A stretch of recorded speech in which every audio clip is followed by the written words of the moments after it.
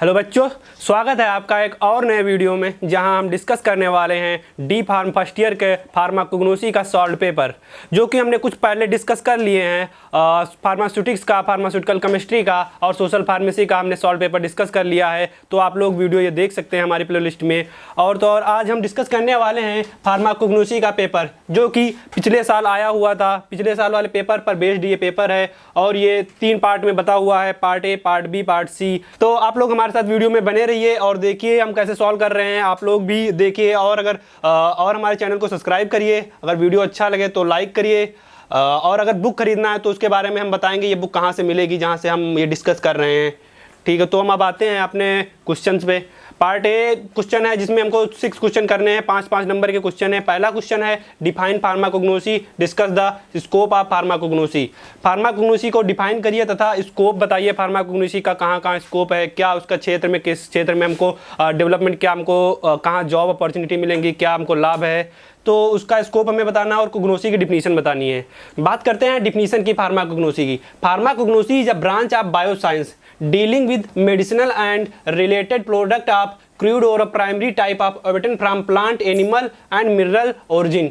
कह रहा है फार्माकोग्नोसी जो है एक ब्रांच है बायोसाइंस की, जहां पर हम मेडिसिनल या क्रूड ड्रग का अध्ययन करते हैं। क्रूड ड्रग हमें मिलता कहां से है? वो मिलता है हमें plant, animal and mineral source से, जो कि नेचुरल सोर्स होते हैं। वहां से हम अगर ड्रग प्राप्त करते हैं उसको हम क्रूड ड्रग कहते हैं। तो उसी का अध्ययन हम फार्माकोग्नोसी में करते हैं। It can be also define as the study of drug obtain from natural source. अब नेचुरल सोर्स मैंने बता दिया ना, प्लांट, एनिमल और मिनरल सोर्स। इन सभी सोर्स से जो हम ड्रग्स प्राप्त करते हैं उनको हम क्रूड ड्रग्स कहते हैं। उन्हीं का अध्ययन हम फार्माकोग्नोसी में करते हैं। तो अब बात करते हैं स्कोप ऑफ फार्माकोग्नोसी की। फार्माकोग्नोसी का किस क्षेत्र में हमको विकास है, किस क्षेत्र में हमको क्या लाभ मिलेगा फार्माकोग्नोसी पढ़ने से, तो वही चीज़ यहाँ बताया गया है। तो फार्माकोग्नोसी आप लोग जानिए, फार्माकोग्नोसी की यहाँ पेड़ पौधे से रिलेटेड जो जड़ी बूटियाँ होती हैं, औषधि होती हैं, वही सब चीज़ को इसमें अध्ययन किया जाता है। तो इसमें हमका स्कोप को अगर हमको बताना है तो हम लोग जान सकते हैं, जैसे अब प्रेजेंट टाइम में क्या होता है, आयुर्वेद को हम लोग बढ़ावा दे रहे हैं। तो अगर हम फार्माकोग्नोसी पढ़े हुए हैं तो उसके क्षेत्र में हम लोग ज़्यादा विकास कर सकते हैं, जॉब की अपॉर्चुनिटी ज़्यादा बन सकती हैं और आप रिसर्च क्षेत्र में भी जा सकते हैं। तो यहाँ पर इसका स्कोप बताना है तो बात करते हैं। पहला पॉइंट है pharmacognosy is important branch of pharmacy which playing key role on new drug discovery and development of using natural product. कह रहा है कि फार्माकोग्नोसी जो है एक इंपॉर्टेंट ब्रांच है फार्मेसी की, जहाँ पर हम न्यू ड्रग का डिस्कवरी को देखते हैं और development of natural product, natural जो प्रोडक्ट हैं उनका डेवलपमेंट करते हैं और जो नई ड्रग है उसका हम खोजते हैं कि जिसे प्लांट से हमको ये ड्रग्स मिली है। तो उसी तरह यही पहला इसका स्कोप है। बात करते हैं दूसरे स्कोप की। As part of integrative system of medicine pharmacognosy can help to increase effectiveness of modern medicine system. कह रहा है कि दूसरे पार्ट में ये कह रहा है कि जो चिकित्सा के क्षेत्र में है, चिकित्सा के क्षेत्र में जो मॉडर्न मेडिसिन सिस्टम आ रहा है फार्माकोग्नोसी में, वह ज़्यादा ही इफेक्टिव है। तो ये दूसरा पॉइंट बता रहा है। तीसरा पॉइंट हम ऐसे ही बता रहे हैं कि अगर फार्माकोग्नोसी से आप बी फार्मा से किए हैं, उसके बाद एम फार्मा फार्माकोग्नोसी से कर रहे हैं, तो आप रिसर्च या एकेडमिक क्षेत्र में जा सकते हैं कि आगे चलकर जो है फार्माकोग्नोसी की बहुत कम ही टीचर या फैकल्टी मिलती है हमको पढ़ाने के लिए। तो जो है अगर आप फार्माकोग्नोसी से एम फार्म किए हैं तो आप टीचिंग लाइन में जा सकते हैं, जो कि बहुत एक अच्छा सब्जेक्ट है। और हम फार्माकोग्नोसी करके हम नई ड्रग डिस्कवरी कर सकते हैं या ड्रग का डेवलपमेंट कर सकते हैं। और हम घर पर जैसे नहीं कम कॉस्ट में ड्रग का यूज भी हम कर सकते हैं कि हम बता दें कि इस ड्रग से, इस पेड़ की पत्ती से हमको ये लाभ मिलता है। जैसे हम घर में तुलसी का यूज करते हैं तो तुलसी का बहुत ही ज़्यादा लाभ है कि आप उससे कर रहे हैं तो आपको फीवर या फिर हेडेक फीवर हो रहा है या फिर और भी प्रॉब्लम्स के लिए ये यूज की जाती है। नॉर्मली जो जनरली घर में यूज की जाती हैं चीज़ें जैसे कि हल्दी, धनिया, ये सभी चीज़ें फार्माकोग्नोसी के अंतर्गत ही आती हैं। इनका एक अलग ही रोल है। तो यही चीज़ हम यहाँ पर पढ़ेंगे और यही सब। इसका स्कोप की बात करते हैं तो हमने स्कोप भी बताया कि डिस्कवरी और रिसर्च और एकेडमिक और जो है मॉडर्न जो थेराप्यूटिक टेक्निक हैं या फिर कह लें कि हॉस्पिटलाइज्ड पेशेंट है उनमें भी हम ये यूज करते हैं। जो फार्माकोग्नोसी है जो कि development of pharmacognosy also development of botany जो हम बीएससी में बॉटनी पढ़ते हैं उसको भी ये फार्माकोग्नोसी डेवलप करती है। इसमें क्या taxonomy, plant biotechnology, plant genetics, plant pathology, pharmaceutics and pharmacology, phytochemistry and other branch of science. कह रहा है कि फार्माकोग्नोसी के विषय से वनस्पति विज्ञान, taxonomy, plant biotechnology and plant genetics and plant pathology, pharmaceutics and pharmacology and pharmacochemistry और विज्ञान की अन्य शाखाओं का विकास होता है। कह रहे हैं कि अगर फार्माकोग्नोसी में ज़्यादा ही जितना हम डेवलपमेंट करेंगे, जिसके कारण जो है फाइटोकेमिस्ट्री या बॉटनी कह लें या टैक्सोनॉमी कह लें, जो भी ड्रग, क्रूड ड्रग से रिलेटेड जो भी हमको साइंस जिस बुक में हमको पढ़ना पड़ता है उसका डेवलपमेंट होगा अगर फार्माकोग्नोसी की बात करते हैं। तो अब आते हैं हम क्वेश्चन नंबर 2 पे। Describe in short the various system of classification of drug, crude drug. कह रहा है कि क्रूड ड्रग का क्लासिफिकेशन हमको बताना है। तो उससे पहले हम जान लेते हैं हम ये पढ़ा कहाँ से रहे हैं, कौन सी बुक है जहाँ से हम ये पढ़ा रहे हैं, आपको कहाँ से ये मिल सकता है आपको। तो ये जो बुक है, ये जो हम पढ़ा रहे हैं, ये आपको हमारी बुक जॉय पब्लिकेशन नाम से, जॉय पब्लिकेशन ने पब्लिश की है, मास्टर स्ट्रोक नाम से है, जो कि हमने इसके जो pharmaceutical chemistry, pharmacognosy, human anatomy and social pharmacy, इन सभी की बुक बनी है। बायोलिंगुअल और इंग्लिश दोनों फॉर्मेट में है। अगर आपको ये बुक खरीदना है तो इसका लिंक जो है हमारे डिस्क्रिप्शन में दिया हुआ है, वहाँ से आप इस बुक को खरीद सकते हैं और आप अपना एग्जाम की तैयारी यहाँ से बहुत अच्छे से कर सकते हैं। आते हैं हम क्वेश्चन नंबर 2 पे। Describe in short the various system of classification of crude drugs. कह रहा है कि क्रूड ड्रग्स का जो है क्लासिफिकेशन आप दीजिए, शॉर्ट में हमको बताना है कि क्लासिफिकेशन करना है क्रूड ड्रग्स का। तो क्रूड ड्रग्स को आपने बताया कि क्रूड ड्रग्स क्या होता है। क्रूड ड्रग्स जो होते हैं जो हमें नेचुरल सोर्स से प्राप्त होते हैं, जैसे प्लांट हो गए, मिनरल हो गए, वाटर हो गए, इन सब से जो हम ड्रग्स या फिर जड़ी बूटी प्राप्त करते हैं तो उसे क्रूड ड्रग्स बोलते हैं। तो उसका हमें क्लासिफिकेशन देना है। तो क्लासिफिकेशन आंसर पे आते हैं। तो कहते हैं various method of crude drug classification. बहुत सारे कुछ मेथड हैं जो कि क्लासिफाइड किए गए हैं। पहला मेथड है अल्फ़ाबेटिकल क्लासिफिकेशन। अल्फ़ाबेटिकल जो कि नाम से ही शो कर रहा है कि ये जो है अल्फ़ाबेटिकल की नाम के अनुसार, जैसे कि आप कोई ड्रग फार्मेसी पे जाते हैं तो क्या होता है कि ड्रग कोई ऑर्डर में लगी हुई होती है। तो पहला कि अल्फ़ाबेटिकल ऑर्डर में क्या होता है कि ए बी सी डी, ए का अगर आता है तो ए में सारी ड्रग्स ए वाली फिल की जाती हैं, रखी जाती हैं, ताकि हमको ढूंढने में आसानी हो सके। तो यही यहाँ पर बताया गया, the crude drugs are arranged according to alphabetical order form of then Latin and English name. Latin और इंग्लिश में नेम में जो ए से वर्ड से शुरू होता है वो ए में रखेंगे। इसका हम एक एग्जांपल भी बता रहे हैं अल्फ़ाबेटिकल ऑर्डर का। अल्फ़ाबेटिकल ऑर्डर का एक एग्जांपल, जैसे अल्फ़ाबेटिकल ऑर्डर का एग्जांपल की बात करते हैं तो जैसे एकासिया हो गया, बेंजोइन हो गया।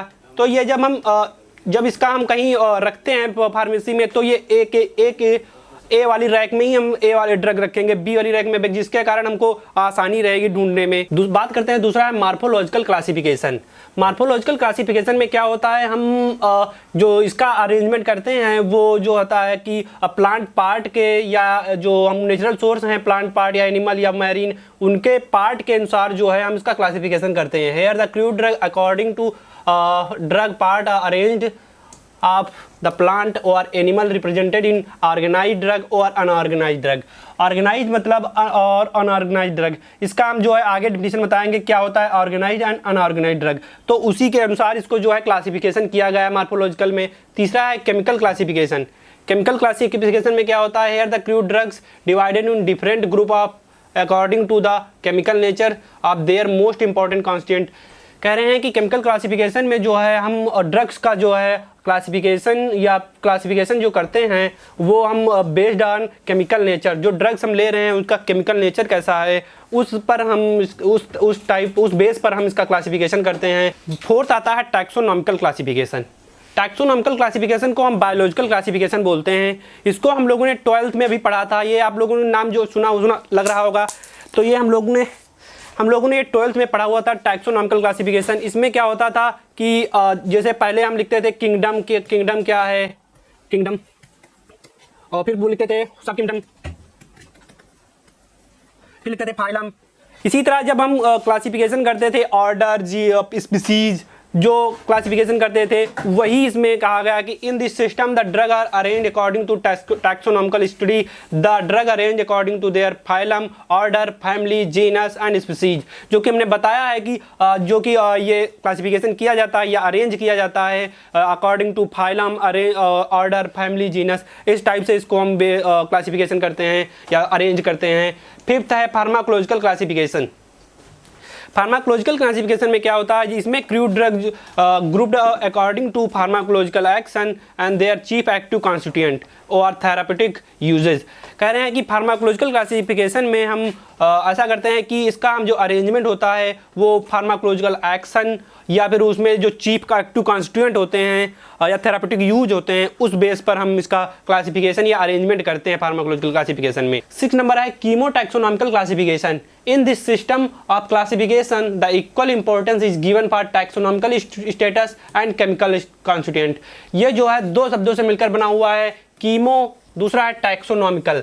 हमने कीमो भी पढ़ा है, कीमो मतलब केमिकल, टैक्सो मतलब कि बायोलॉजिकल क्लासिफिकेशन। तो इसमें हम दोनों को बराबर इंपॉर्टेंस देते हैं, टैक्सोनॉमिकल और केमिकल को, तो उसी बेस पर इसका हम अरेंजमेंट करते हैं। तो हमने ये क्लासिफिकेशन जान लिया क्रूड ड्रग्स का कैसे क्लासिफिकेशन करेंगे। अब क्वेश्चन नंबर 3 पे आते हैं। क्वेश्चन नंबर 3 कहता है name the various method of evolution of crude drugs, mention the organoleptic evolution.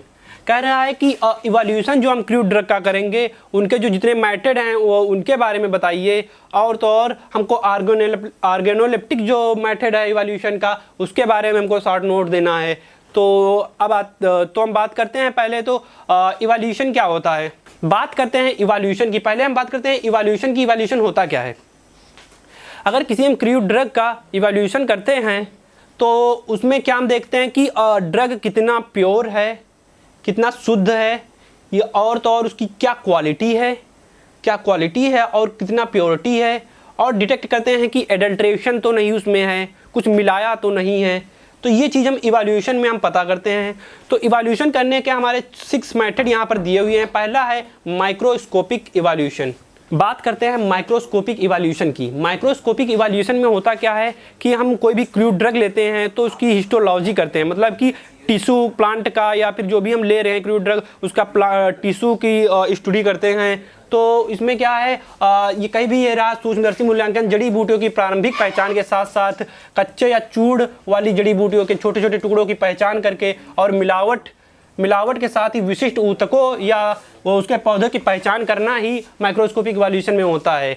उसको मैं जैसे आ गया determination of leaf constant include stomatal number, हम इसमें इस इवोल्यूशन में पता करते हैं। स्टोमेटल इंडेक्स पता करते हैं, वेन इजलेट नंबर पता करते हैं, प्लासिडो रेशियो पता करते हैं। ये सब हम माइक्रोस्कोपिक इवोल्यूशन में पता करते हैं।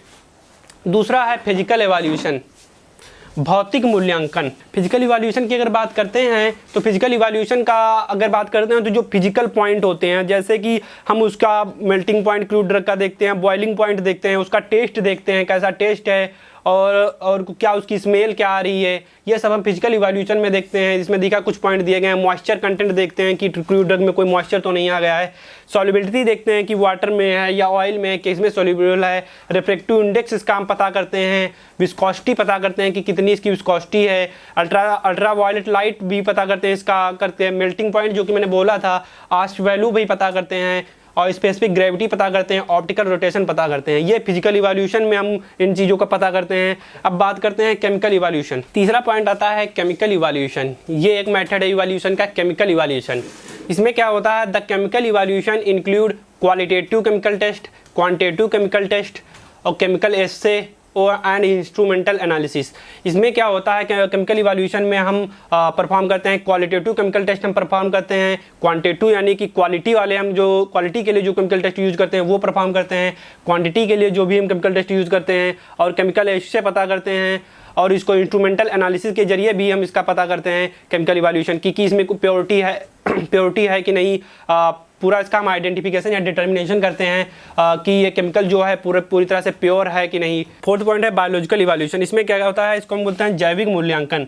जब अपरिष्कृत औषधि या इसके निर्माण की क्षमता या आकलन जीवित जीवों जैसे बैक्टीरिया, कवक, वृद्धि या जंतु ऊतक या पूरे जंतु पर इसके प्रभाव के माध्यम से किया जाता है। मतलब कि इसको हम बायोलॉजिकल इवोल्यूशन को हम बोलते हैं, इसको बायोएस्से नाम से भी जानते हैं। इसमें जो होता है बैक्टीरिया या फंगाई की वृद्धि या जंतु ऊतकों पर जो भी जो हमारे क्रूड ड्रग हैं उन पर जो ये प्रभाव डालते हैं बैक्टीरिया, तो इसका हम आइडेंटिफिकेशन करते हैं। तो इसमें हम बायोलॉजिकल इवोल्यूशन में हम यही जानते हैं। बात करते हैं ऑर्गेनोलेप्टिक इवोल्यूशन की। ऑर्गेनोलेप्टिक इवोल्यूशन इसको जो है मतलब कि this means the study drug. Organoleptic evolution की हम बात करते हैं। इसमें क्या होता है, इसका हम इवोल्यूशन जो है अपने सेंसरी आर्गन के जरिए करते हैं। मतलब कि जैसे हमारी आँख सेंसरी आर्गन हो गई, नोज़ हो गई, जुबान हो गई, ये सब जो हमारे सेंसरी आर्गन इनके जरिए हम करते हैं।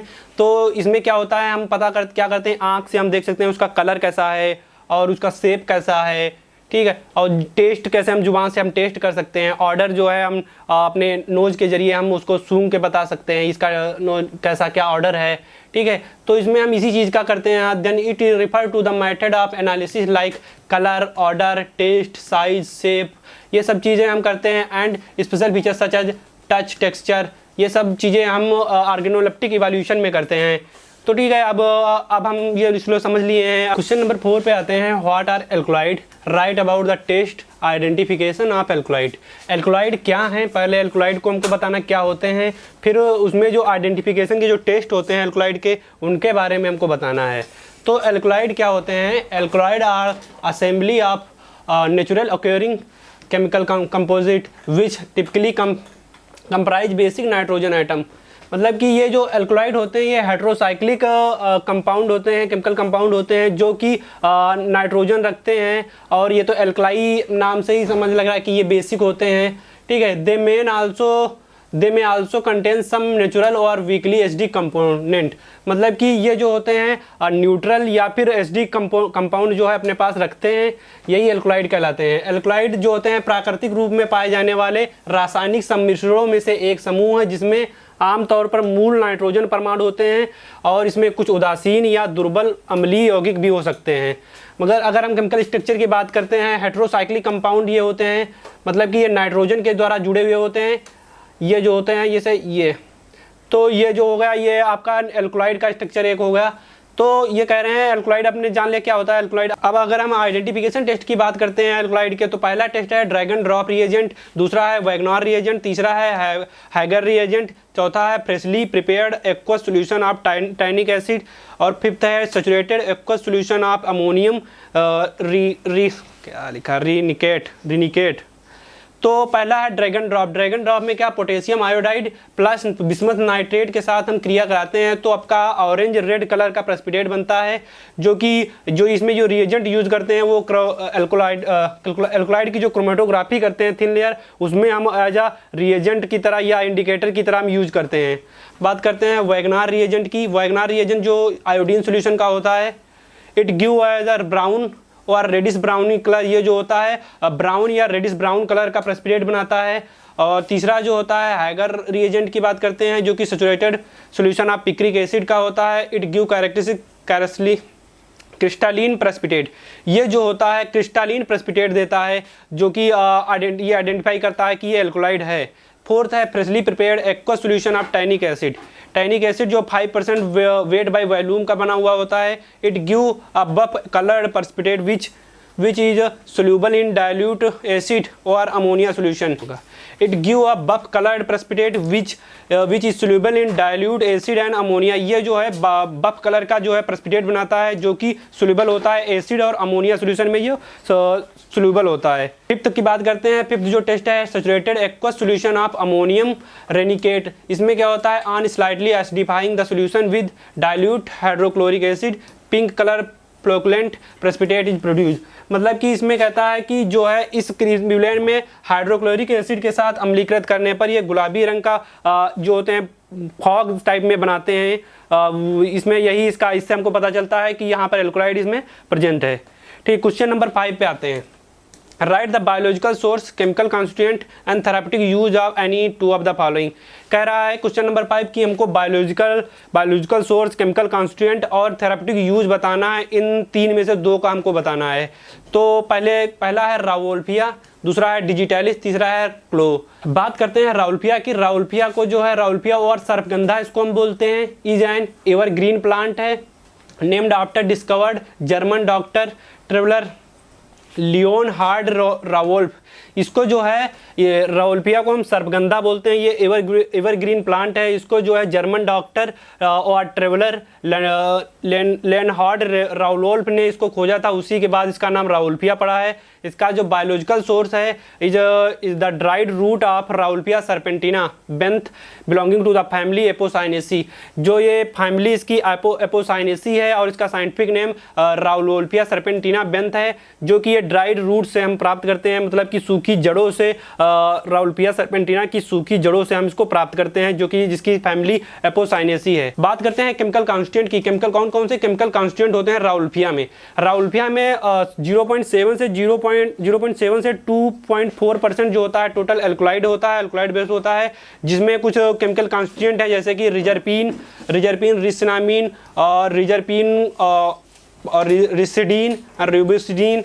ये जो होते हैं इसके केमिकल कॉन्स्टिट्यूएंट होते हैं। The other alkaloid component are ajmaline. इसमें कुछ अजमालीन जैसे केमिकल कॉन्स्टिट्यूएंट की अगर बात कर रहे हैं तो मेनली तो रिजरपीन होता है, रिसिनामीन होता है, वही रिजरपीन होता है, रिसिडीन होता है, रूबिसिन होता है, और अदर में अजमालीन होता है और अजमासलीन होता है, सर्पेंटीन होता है, रूबासिन होता है। ये इसके केमिकल कॉन्स्टिट्यूएंट हैं। और हमने रावोल्फिया को जान लिया। अब हम बात करते हैं डिजिटैलिस की। हमने अभी तक रावोल्फिया पढ़ लिया है। रावोल्फिया का बायोलॉजिकल सोर्स, केमिकल कॉन्स्टिट्यूएंट और थेरापेटिक यूज हमने पढ़ लिया है। अब हम बात करते हैं डिजिटैलिस की।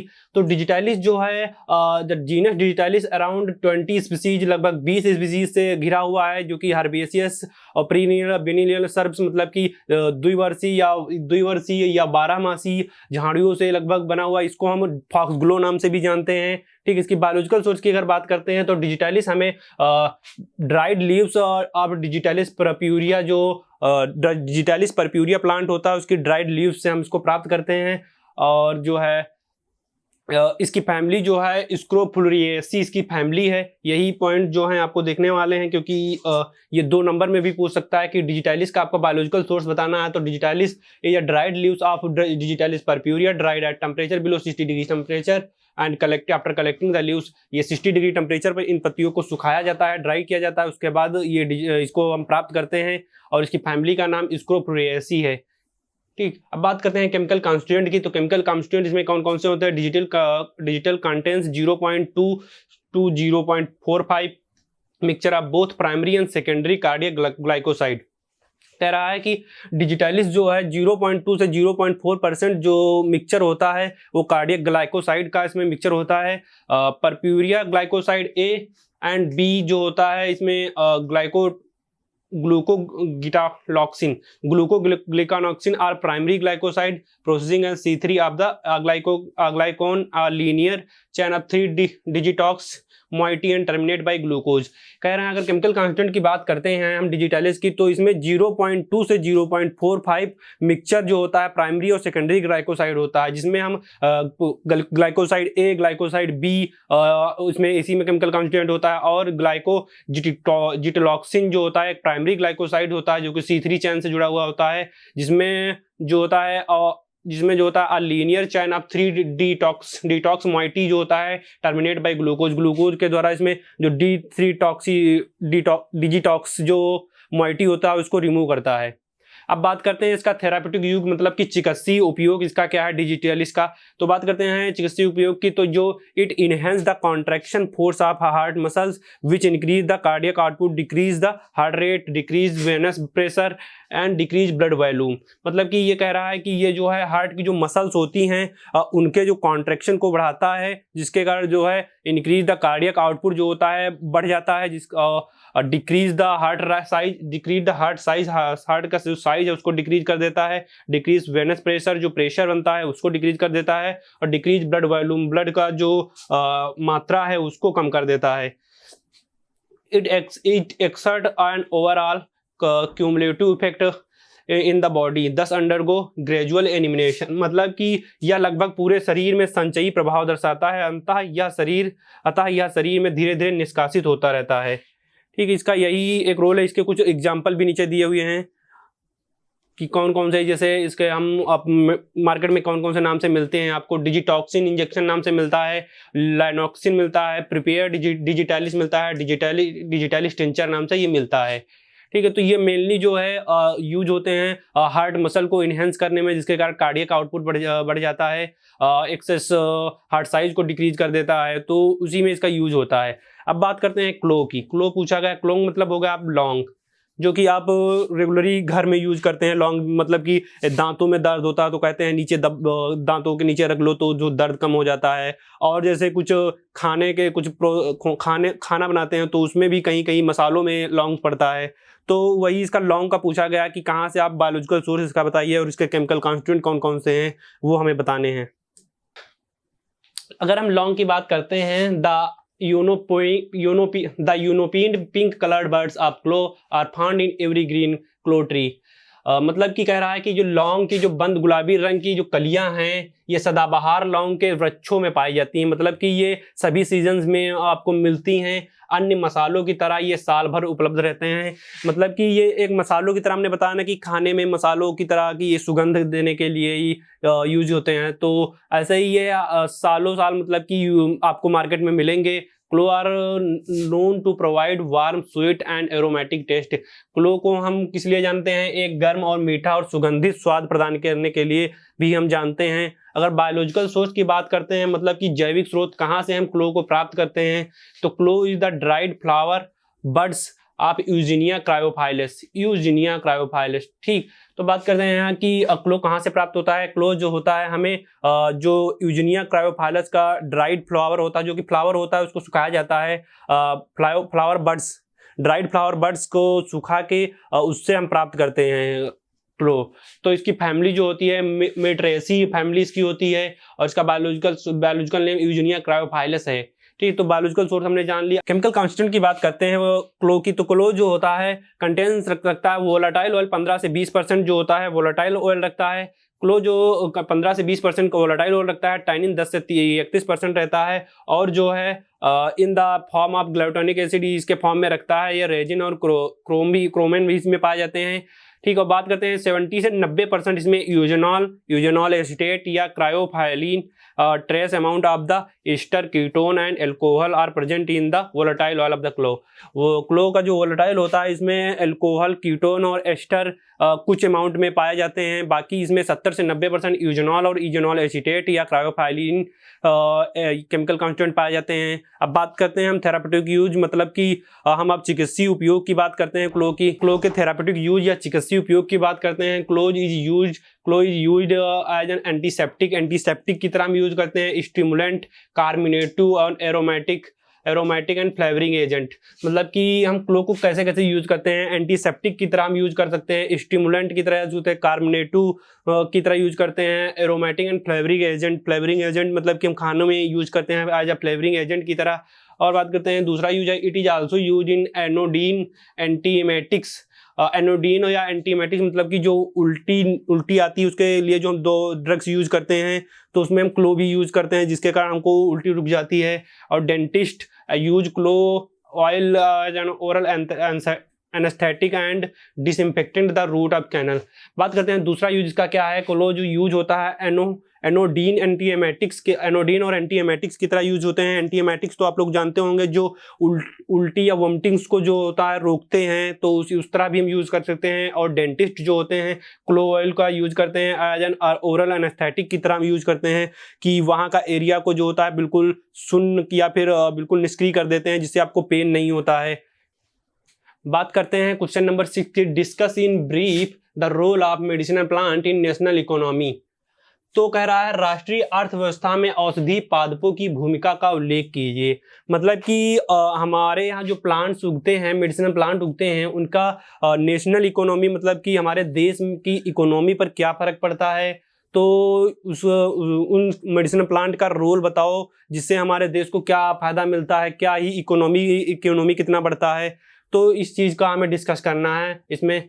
तो पहले तो बात करते हैं मेडिसिनल प्लांट की। Medicinal plant can be define as the plant the possess therapeutic property और exert beneficial pharmacological effect on the human and animal body. कह रहे हैं कि मेडिसिनल प्लांट वो होते हैं, मेडिसिनल प्लांट की डिफिनीशन की बात करते हैं तो मेडिसिनल प्लांट वो प्लांट होते हैं जो कि थेराप्यूटिक प्रॉपर्टी रखते हैं, मतलब कि चिकित्सीय प्रॉपर्टी रखते हैं, और तो और बेनिफिशियल फार्माकोलॉजिकल इफेक्ट को रखते हैं। और ये किस पे, ह्यूमन एंड एनिमल बॉडी जो की होती है उस पे हम थेराप्यूटिक प्रॉपर्टी और फार्माकोलॉजिकल इफेक्ट का हम उपयोग इसमें देखते हैं। तो मेडिसिनल प्लांट की हमने डिफिनीशन जान ली है। हिंदी में क्या कहता है, औषधि पौधे ऐसे पौधे के रूप में परिभाषित किया गया जा सकता है जिनमें चिकित्सीय गुण होते हैं या मानव या जंतु पर शरीर पर लाभकारी औषधि प्रभाव डालते हैं। तो मैंने बताया ना कि ये थेराप्यूटिक प्रॉपर्टी रखते हैं और मानव या जंतु पर, एनिमल बॉडी पर ये जो होता है फार्माकोलॉजिकल इफेक्ट अपना दिखाते शो करते हैं, तो वही मेडिसिनल प्लांट कहलाते हैं। अब बात करते हैं role of medicinal plant in national economy. National economy में देश की जो इकोनॉमी बढ़ाने में हम मेडिसिनल प्लांट का क्या योगदान है, क्या कंट्रीब्यूशन है मेडिसिनल प्लांट का, तो ये हम जानेंगे।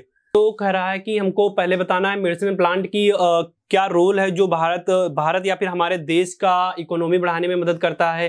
तो हम जानते हैं जो फार्माकोग्नोसी में हम क्रूड ड्रग्स का जो हम पढ़ते हैं, क्रूड ड्रग्स का क्या योगदान है हमारे देश में। तो हम क्रूड ड्रग्स बहुत ही पुराने समय से, जड़ी बूटियां या औषधि जो है बहुत पुराने समय से यूज कर रहे हैं। सबसे ज़्यादा जो होता है ये क्रूड ड्रग्स या जड़ी बूटियां हमारे देश में ही उपलब्ध हैं, या फिर उगाए जाते हैं ऐसे पौधे जो कि मेडिसिनल प्लांट ऐसे उगाए जाते हैं जो कि हमारे देश के लिए, या फिर हम एक्सपोर्ट करते हैं दूसरे देश में, इंटरनेशनल की ये इसका यूज है। तो इस पर ज़्यादा योगदान भी इस पर ज़्यादा ध्यान भी दिया जा रहा है कि औषधि जिससे हमको फायदा भी ज़्यादा मिले, कास्ट भी कम लगे, और तो और उसका जो है साइड इफेक्ट भी ना शो हो।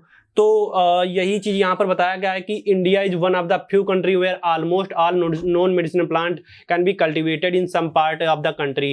कह रहा है कि इंडिया एक ऐसा देश है, इंडिया एकमात्र ऐसा देश है जहाँ पर सबसे ज़्यादा मेडिसिनल प्लांट की खेती या उगाए जाते हैं। इन कोई भी हमारे देश के किसी भी पार्ट में ले लीजिए तो सबसे ज़्यादा मेडिसिनल प्लांट उगाए जाते हैं। तो among the various plant is great demand in country about opium.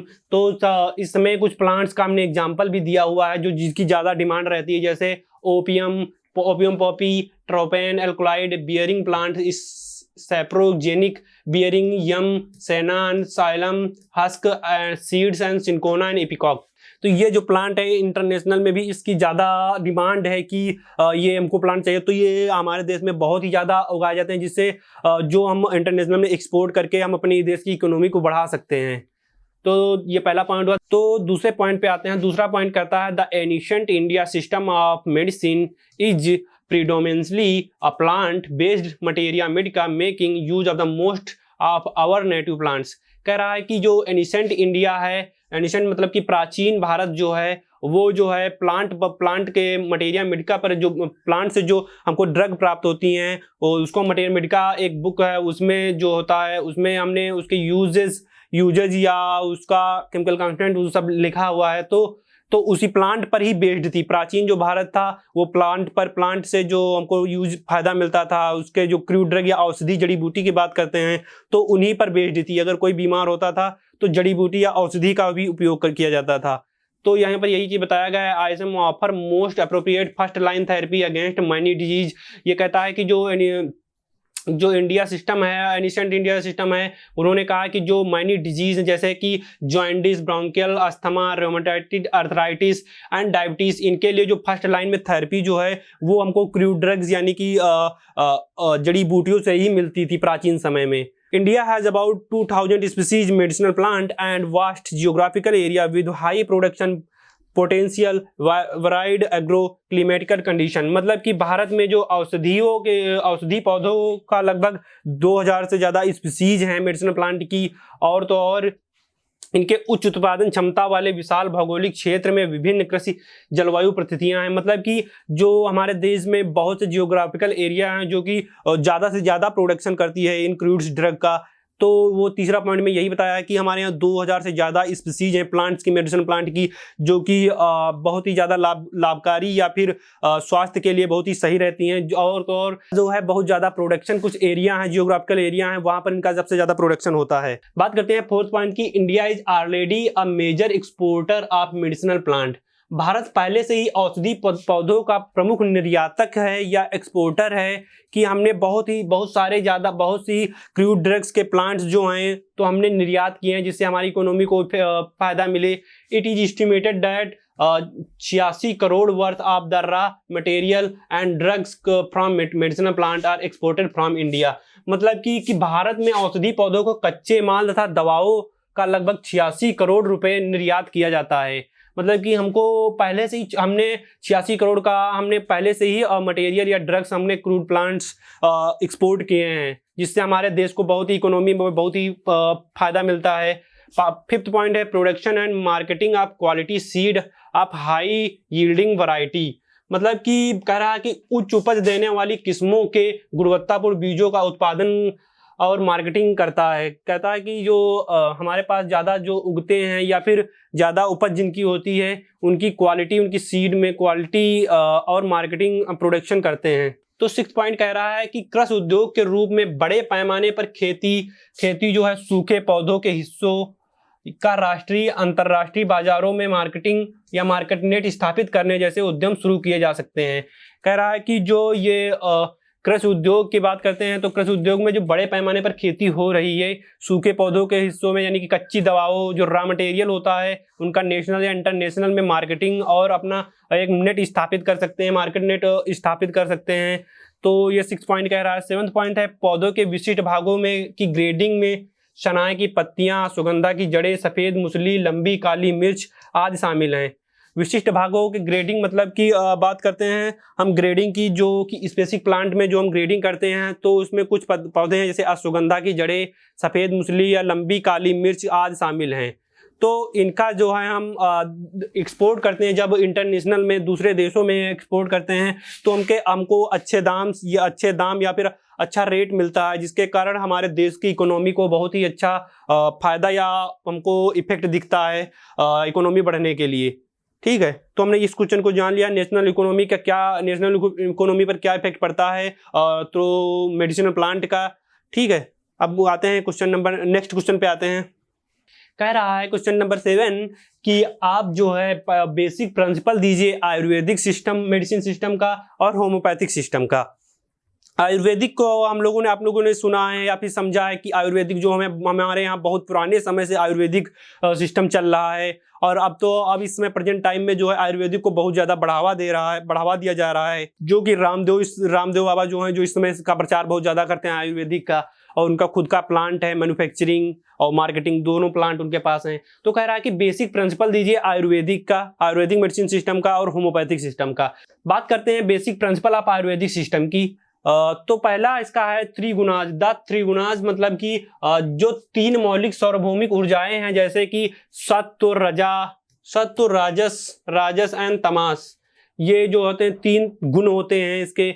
और दूसरा है द पंच महाभूताज, 5 जो हैं मूलभूत तत्व हैं, जैसे कि आप लोग 5 पंच तत्व तो सुने ही होंगे। तो पहला है 5 बेसिक एलिमेंट। पहला आकाश मतलब कि स्पेस, वायु मतलब कि एयर, तेजा मतलब कि अग्नि या फायर, जला मतलब कि वाटर, एंड पृथ्वी मतलब कि अर्थ। 5 महाभूत हैं इसमें। और द 3 दोषाज, 3 दोष हैं, 3 बॉडी ह्यूमरस वाइज, वाता, पिता एंड कफा, ये 3 इसमें दोष हैं।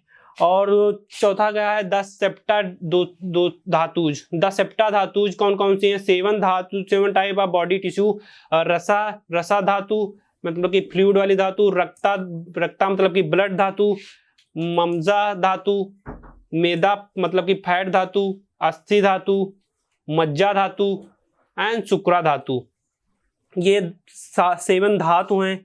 अब बात करते हैं द त्रयोदशा अग्नि क्या है? The 13 type of digestive fire.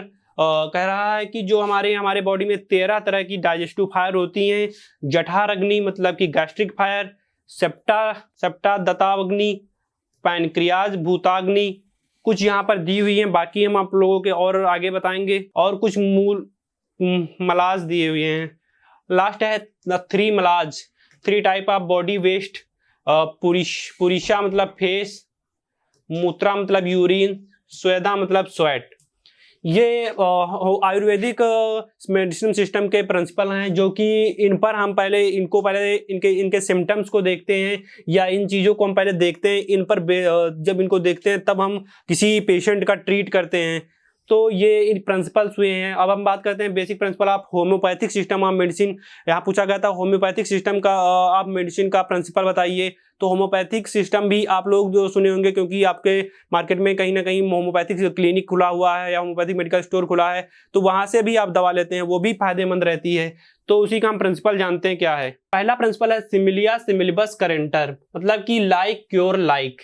यहाँ की ये इन्होंने इसको पहले तो जानते हैं होम्योपैथिक सिस्टम लाया कौन है। होम्योपैथिक सिस्टम जो है हमारे डॉक्टर हनीमैन जो कि लाए हुए हैं, उन्होंने इसके प्रिंसिपल दिए थे। और उन्होंने इसका ट्रीट भी किया कि एक स्टैंडर्ड या फिर एक पेशेंट को लेकर उस पर प्रूव किया है ऐसे ऐसे, तब उन्होंने इस पे प्रिंसिपल दिया है। तो पहला प्रिंसिपल है इन्होंने सिमिलिया सिमिलिबस करेंटर, मतलब लाइक क्योर लाइक। जैसे जैसे आपको सिम्टम दिखेंगे वैसे वैसे, जैसे जैसे आपकी बीमारी होगी वैसे वैसे आपको ठीक होगी। मतलब कि the according to the law medicine should have capacity to produce similar symptom of the disease that is cured in healthy person. मतलब कि इस नियम के अनुसार औषधि में रोग समान लक्षण उत्पन्न करने की क्षमता होनी चाहिए, जिससे स्वस्थ व्यक्ति में ठीक किया जाना चाहिए। मतलब कि हमने बताया कि जैसे आपको लाइक क्योर लाइक, जैसे कि आपको बीमारी हुई है वैसे ही ठीक किया जा सकता है। इन्होंने इसमें यही डॉक्टर हनीमैन ने बताया है। और दूसरा क्या है, लाभ सिंप्लेक्स और सिंगल रेमेडी।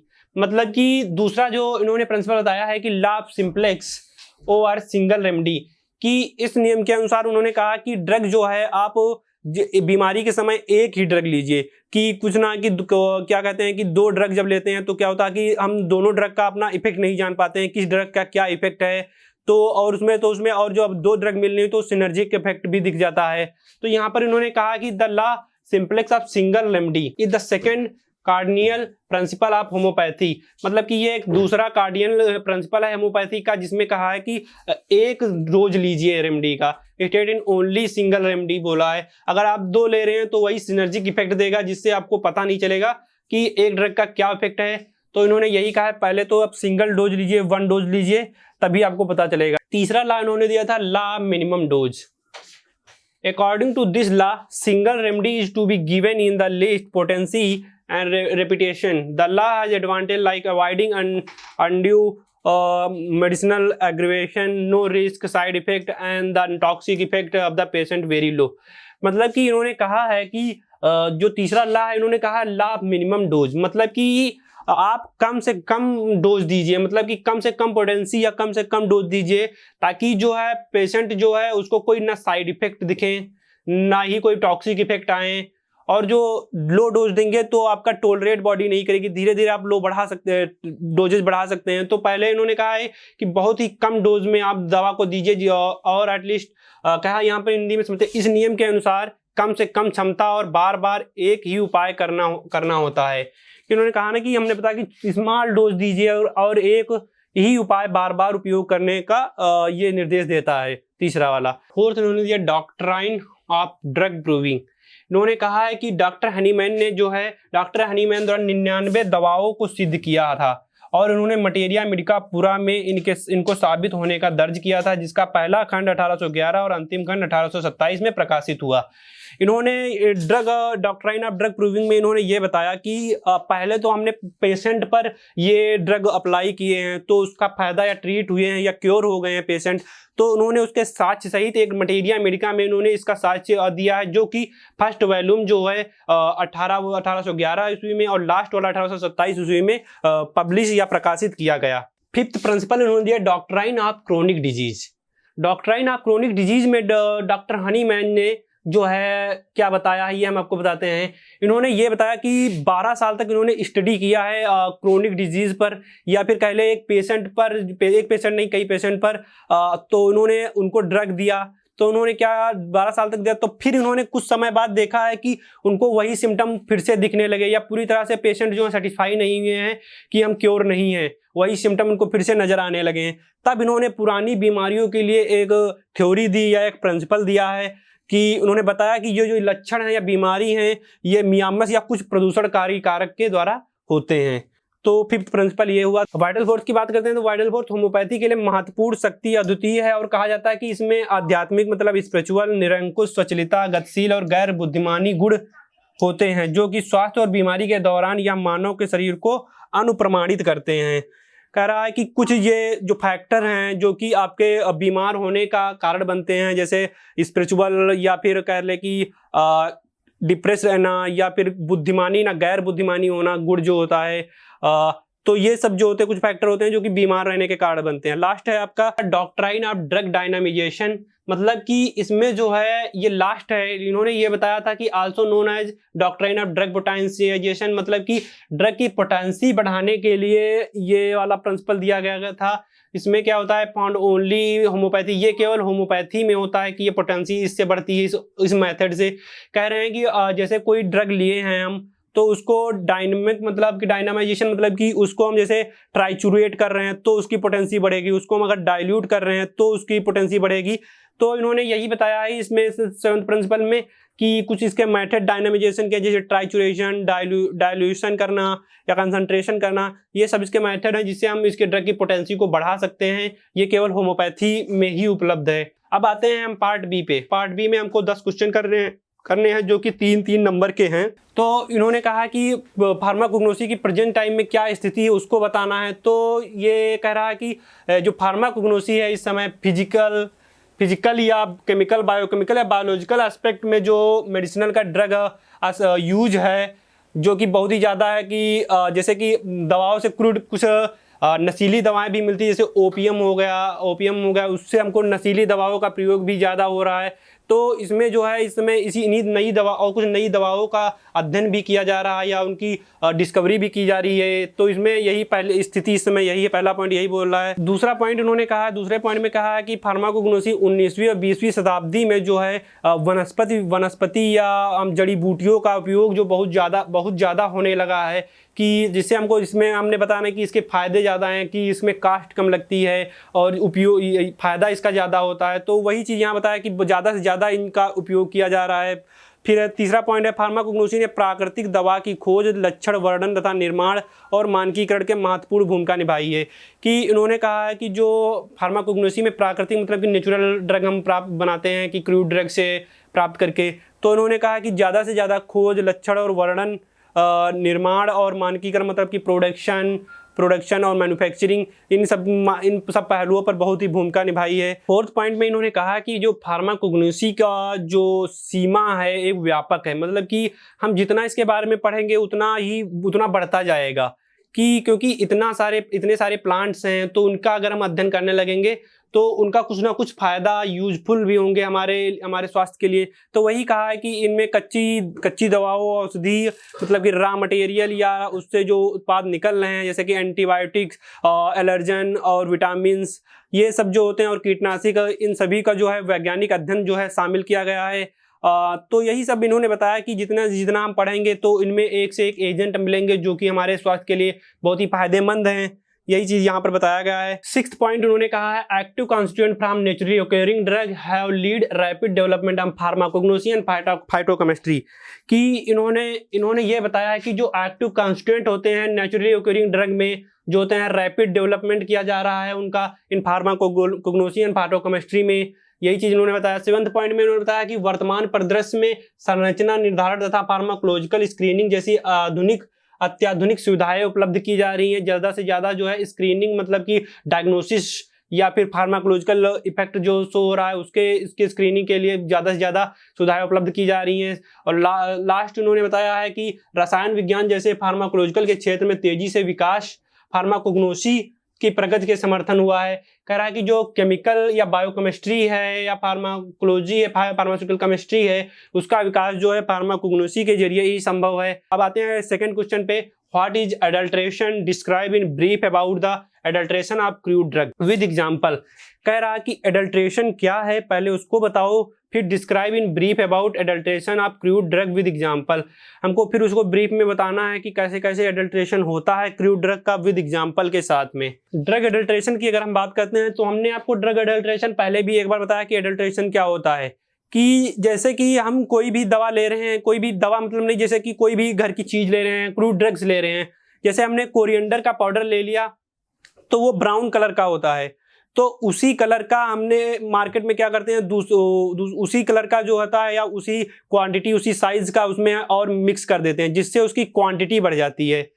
तो वही एक एडल्ट्रेशन होता है कि जानबूझ के एडल्ट्रेशन करना, एक होता है अनजाने में एडल्ट्रेशन होना। तो यही चीज यहाँ पर बताया कि एडल्ट्रेशन जो होता है is a practice of substituting original crude drug partially Holi with other similar looking substance but later is either free from inferior of chemical and therapeutic property। तो मैंने बताया ना ड्रग एडल्ट्रेशन क्या होता है कि उसी तरह समान दिखने वाले सिमिलर लुकिंग वाले दिखने वाले जो जानबूझ के उसमें मिलाते हैं ताकि हमको क्वांटिटी बढ़ जाए और ज़्यादा से ज़्यादा उससे पैसा कमा सके। तो ये एक एडल्ट्रेशन होती है, ये जानबूझ के होती है। कुछ होता है अनजाने में मिल जाना, जैसे कि कोई भी केमिकल रखा हुआ है तो वो हम नहीं जान पाते हैं कि वही चीज़ है, सिमिलर लुकिंग में है तो वो अनजाने में मिल जाता है। तो कुछ यही एडल्ट्रेशन दिए गए हैं। Adulteration in on different condition such as deterioration, admixture, sophistication and substitution, inferiority and spoilage. मतलब कि इसमें कुछ परिस्थितियां भी शामिल है जैसे कि गिरावट, मिश्रण, परिष्कार, प्रतिस्थापनहीनता और खराब होना। तो जब हम उसी क्वालिटी का हम दूसरा कुछ मिलाएंगे या फिर उसको हम उसकी हम क्वांटिटी बढ़ाने के लिए कुछ भी मिलाएंगे तो उसका जो है कि उसका क्वालिटी तो गिर ही जाएगी। वही चीज़ यहाँ पर बताया गया है कि इसकी स्थितियाँ हैं। तो कुछ टाइप भी होते हैं एडल्ट्रेशन के, मैंने बताया ना कुछ जानबूझ के, जैसे कि अनइंटेंशनल एडल्ट्रेशन, मतलब कि अनजाने में जो कुछ मिलावट हो जाती है हमारे प्रोडक्ट्स में या क्रूड ड्रग्स में तो उसे अनइंटेंशनल एडल्ट्रेशन बोलते हैं। जैसे अनइंटेंशनल एडल्ट्रेशन में क्या पहला है, जैसे name confusion, similarity in the name of the certain herbs in traditional system of medicine causes confusion and leads to interchange और एडल्ट्रेशन और सब्स्टिट्यूशन। कह रहा है कि नेम कंफ्यूजन कि कुछ केमिकल्स या फिर कुछ जड़ी बूटियां या हर्ब्स होते हैं ट्रेडिशनल सिस्टम में होते थे जो कि कंफ्यूजन पैदा कर देते थे कि लगभग नेम सेम रहता था तो हम लोग कंफ्यूज हो जाते थे कि ये वही है या फिर वो दूसरा केमिकल है, तो एक में मिक्स कर देते थे। ये हुआ तो अनजाने में कि हमको नहीं पता, लेकिन ये मिक्स तो होगा जिससे हमको ये एडल्ट्रेशन या वो जो केमिकल होगा, जो क्रूड ड्रग होगा, वो जो होता है उसकी क्वालिटी डाउन पड़ जाएगी। ठीक है। दूसरा है सिमिलरिटी इन मार्फोलॉजी। दूसरा पॉइंट है सिमिलरिटी इन मार्फोलॉजी, मतलब कि जो दिखने में सेम है। ये सब जैसे हम लोग जानबूझ के तो नहीं कर रहे हैं कि अनजाने में कर रहे हैं कि ये दिखने में सेम है, बिल्कुल उसी तरह का है, तो उसको हम मिला देते हैं। तो वही यहाँ चीज बताया गया। An example of unknown authentic plant is Mucuna pruriens which being morphologically similar to the Papilionaceae seed is often adulteration. कह रहा है कि कुछ ये एक एग्जाम्पल दिया गया हुआ है म्यूकोनिया पुरिएंस जो कि सेम है, पेपलुनियसी बीज के समान है, तो वो जो है हम आपस में मिला देते हैं जिससे कि एक एडल्ट्रेशन की वो एक एडल्ट्रेशन का एग्जांपल दिखता है ये। दूसरा है लैक ऑफ ऑथेंटिक प्लांट, मतलब कि कुछ ऐसे भी प्लांट हैं जो कि बहुत कम उगते हैं, हमारे यहाँ इंडिया में भी कम उगते हैं और बाहर देशों में उगते हैं, तो वो जो होता है मार्केट में बेचने के लिए अनइंटेंशनली की जानबूझ के नहीं कि मिलाते हैं, लेकिन वो भी लोग मिला देते हैं। तो ये एक लैक ऑफ ऑथेंटिक प्लांट होगा कि कमी की वजह से मिलाना। सिमिलरिटी इन कलर की बात करते हैं तो इसमें यह स्पष्ट किया गया है कि जो दवा सामग्रियां हैं या अन्य पौधों की सामग्रियों के साथ अदला बदली या समझो प्रतिस्थापित की जाती हैं। तो इसमें कुछ एक एग्जाम्पल दिया गया है इन रत्नाजोत। इस रत्नजोत में कुछ ऐसे सप्लायर थे जो कि ये चीज कर रहे थे, कलर जो सेम था उसी तरह से दूसरा भी था, तो उसको एक ही में एक्सचेंज या बदल देते थे जिसकी एक एडल्ट्रेशन ये दिखता है यहाँ पर। दूसरा आता है इंटेंशनल एडल्ट्रेशन मतलब कि जो हमने जानबूझकर मिलावट की है। तो पहला इसमें पॉइंट हो जाता है एडल्ट्रेशन यूजिंग मैन्युफैक्चरिंग सबस्टेंस। जब मैन्युफैक्चरिंग कर रहे हैं सबस्टेंस की, तब हम लोगों ने उसमें कुछ मिला दिया ताकि उसकी क्वांटिटी बढ़ जाए। दूसरा है substitution using inferior commercial variety, मतलब कि निम्न कोटि के व्यावसायिक पदार्थों द्वारा प्रतिस्थापन करना। तीसरा है सब्स्टिट्यूशन यूजिंग एक्सहास्टेड ड्रग, मतलब कि प्रभावहीन दवाओं द्वारा जो है उसका अडल्ट्रेशन करना। तीसरा है substitution of superficially similar inferior natural substance, मतलब कि बाह्य रूप से जो मिलते जुलते निम्न स्तर के जो प्राकृतिक उत्पाद हैं उनको आपस में मिला देना। फिर है इसमें कुछ एग्जांपल्स भी दिए गए हैं। Ailanthus leave use to substitute in belladonna senna, ये जो एलिनेट्स एलिंथस के जो लीव्स होते हैं जो सेम दिखने में होते हैं बेलाडोना और सेना के, ये आपस में एक्सचेंज कर देते हैं। Adulteration using vegetative part of the same plant, मतलब कि जो मूल पौधे के वानस्पतिक भाग का प्रयोग करके मिलावट करना, मतलब कि जो कोई प्लांट है उसके जो कुछ प्लांट के जो पार्ट्स हैं उनको जो सेम दिखने पर मिला देना, आपस में एक्सचेंज कर देना, तो ये एक एडल्ट्रेशन हो गया। तो ये है एडिशन ऑफ टॉक्सिक मटेरियल, इसमें जो है विषाक्त पदार्थों का मिश्रण, मिलावट के इस प्रकार में मिलावट के विषैले पदार्थों का प्रयोग किया जाता है। जैसे मुलेठी की जड़ की गांठ में उपस्थित एक बड़ा पत्थर, चूना पत्थर मिला देना, मतलब कि आप जिसे मार्केट में क्या करते हैं लोग कि क्वांटिटी बढ़ाने के लिए अपना प्रोडक्ट में जानबूझ के मिला देते हैं। जैसे आप रेगुलर यूज में देखते हैं कि आटे में मैदा, ये ऐसे ही कुछ एग्जांपल हैं कि ये सब मिला देते हैं, जिससे कि एक एडल्ट्रेशन होती है। और तो और एडल्ट्रेशन होती वही यहाँ पर एग्जांपल दिया गया, जो मुलेठी है, लिक्वा राइस है, उसमें पत्थर मिला देना, ये सब एक toxic addition of toxic material type का एडल्ट्रेशन हो गया। क्वेश्चन नंबर 3 है what do you know about herbal cosmetics. तो कॉस्मेटिक जो नाम है ये तो आप लोग जान ही गए होंगे, साथ में हर्बल लगा हुआ है, इसका भी हम अभी आप लोगों को समझा दे रहे हैं क्या है। तो कॉस्मेटिक मतलब समझ गए सौंदर्यीकरण जो प्रसाधन होते हैं वो कॉस्मेटिक्स में आते हैं, ज्यादातर आप लोगों ने सुना ही होगा। तो वर्ड जो कॉस्मेटिक शब्द जो है ग्रीक वर्ड का शब्द है, जिसमें कि कोशम टिकोस जो होता है इससे लिया गया है, जिसका अर्थ होता है सजाने की शक्ति या व्यवस्था या कौशल। और हर्बल कॉस्मेटिक विभिन्न प्रकार के वनस्पति स्रोतों से पादप रसायन युक्त उत्पाद हैं जो त्वचा के कार्यों को प्रभावित करते हैं और स्वस्थ त्वचा या बालों के लिए आवश्यक पोषक तत्व प्रदान करते हैं। नाम से ही पता चलता है हर्बल सौंदर्य जो होते हैं प्रसाधन सब प्राकृतिक हैं और सभी हानिकारक कृत्रिम पदार्थों को रिमूव करते हैं। मतलब कि हर्बल कॉस्मेटिक वो होते हैं जो कि हमारे स्किन के लिए बहुत ही ज़्यादा, स्किन या हेयर के लिए बहुत ज़्यादा यूज होते हैं।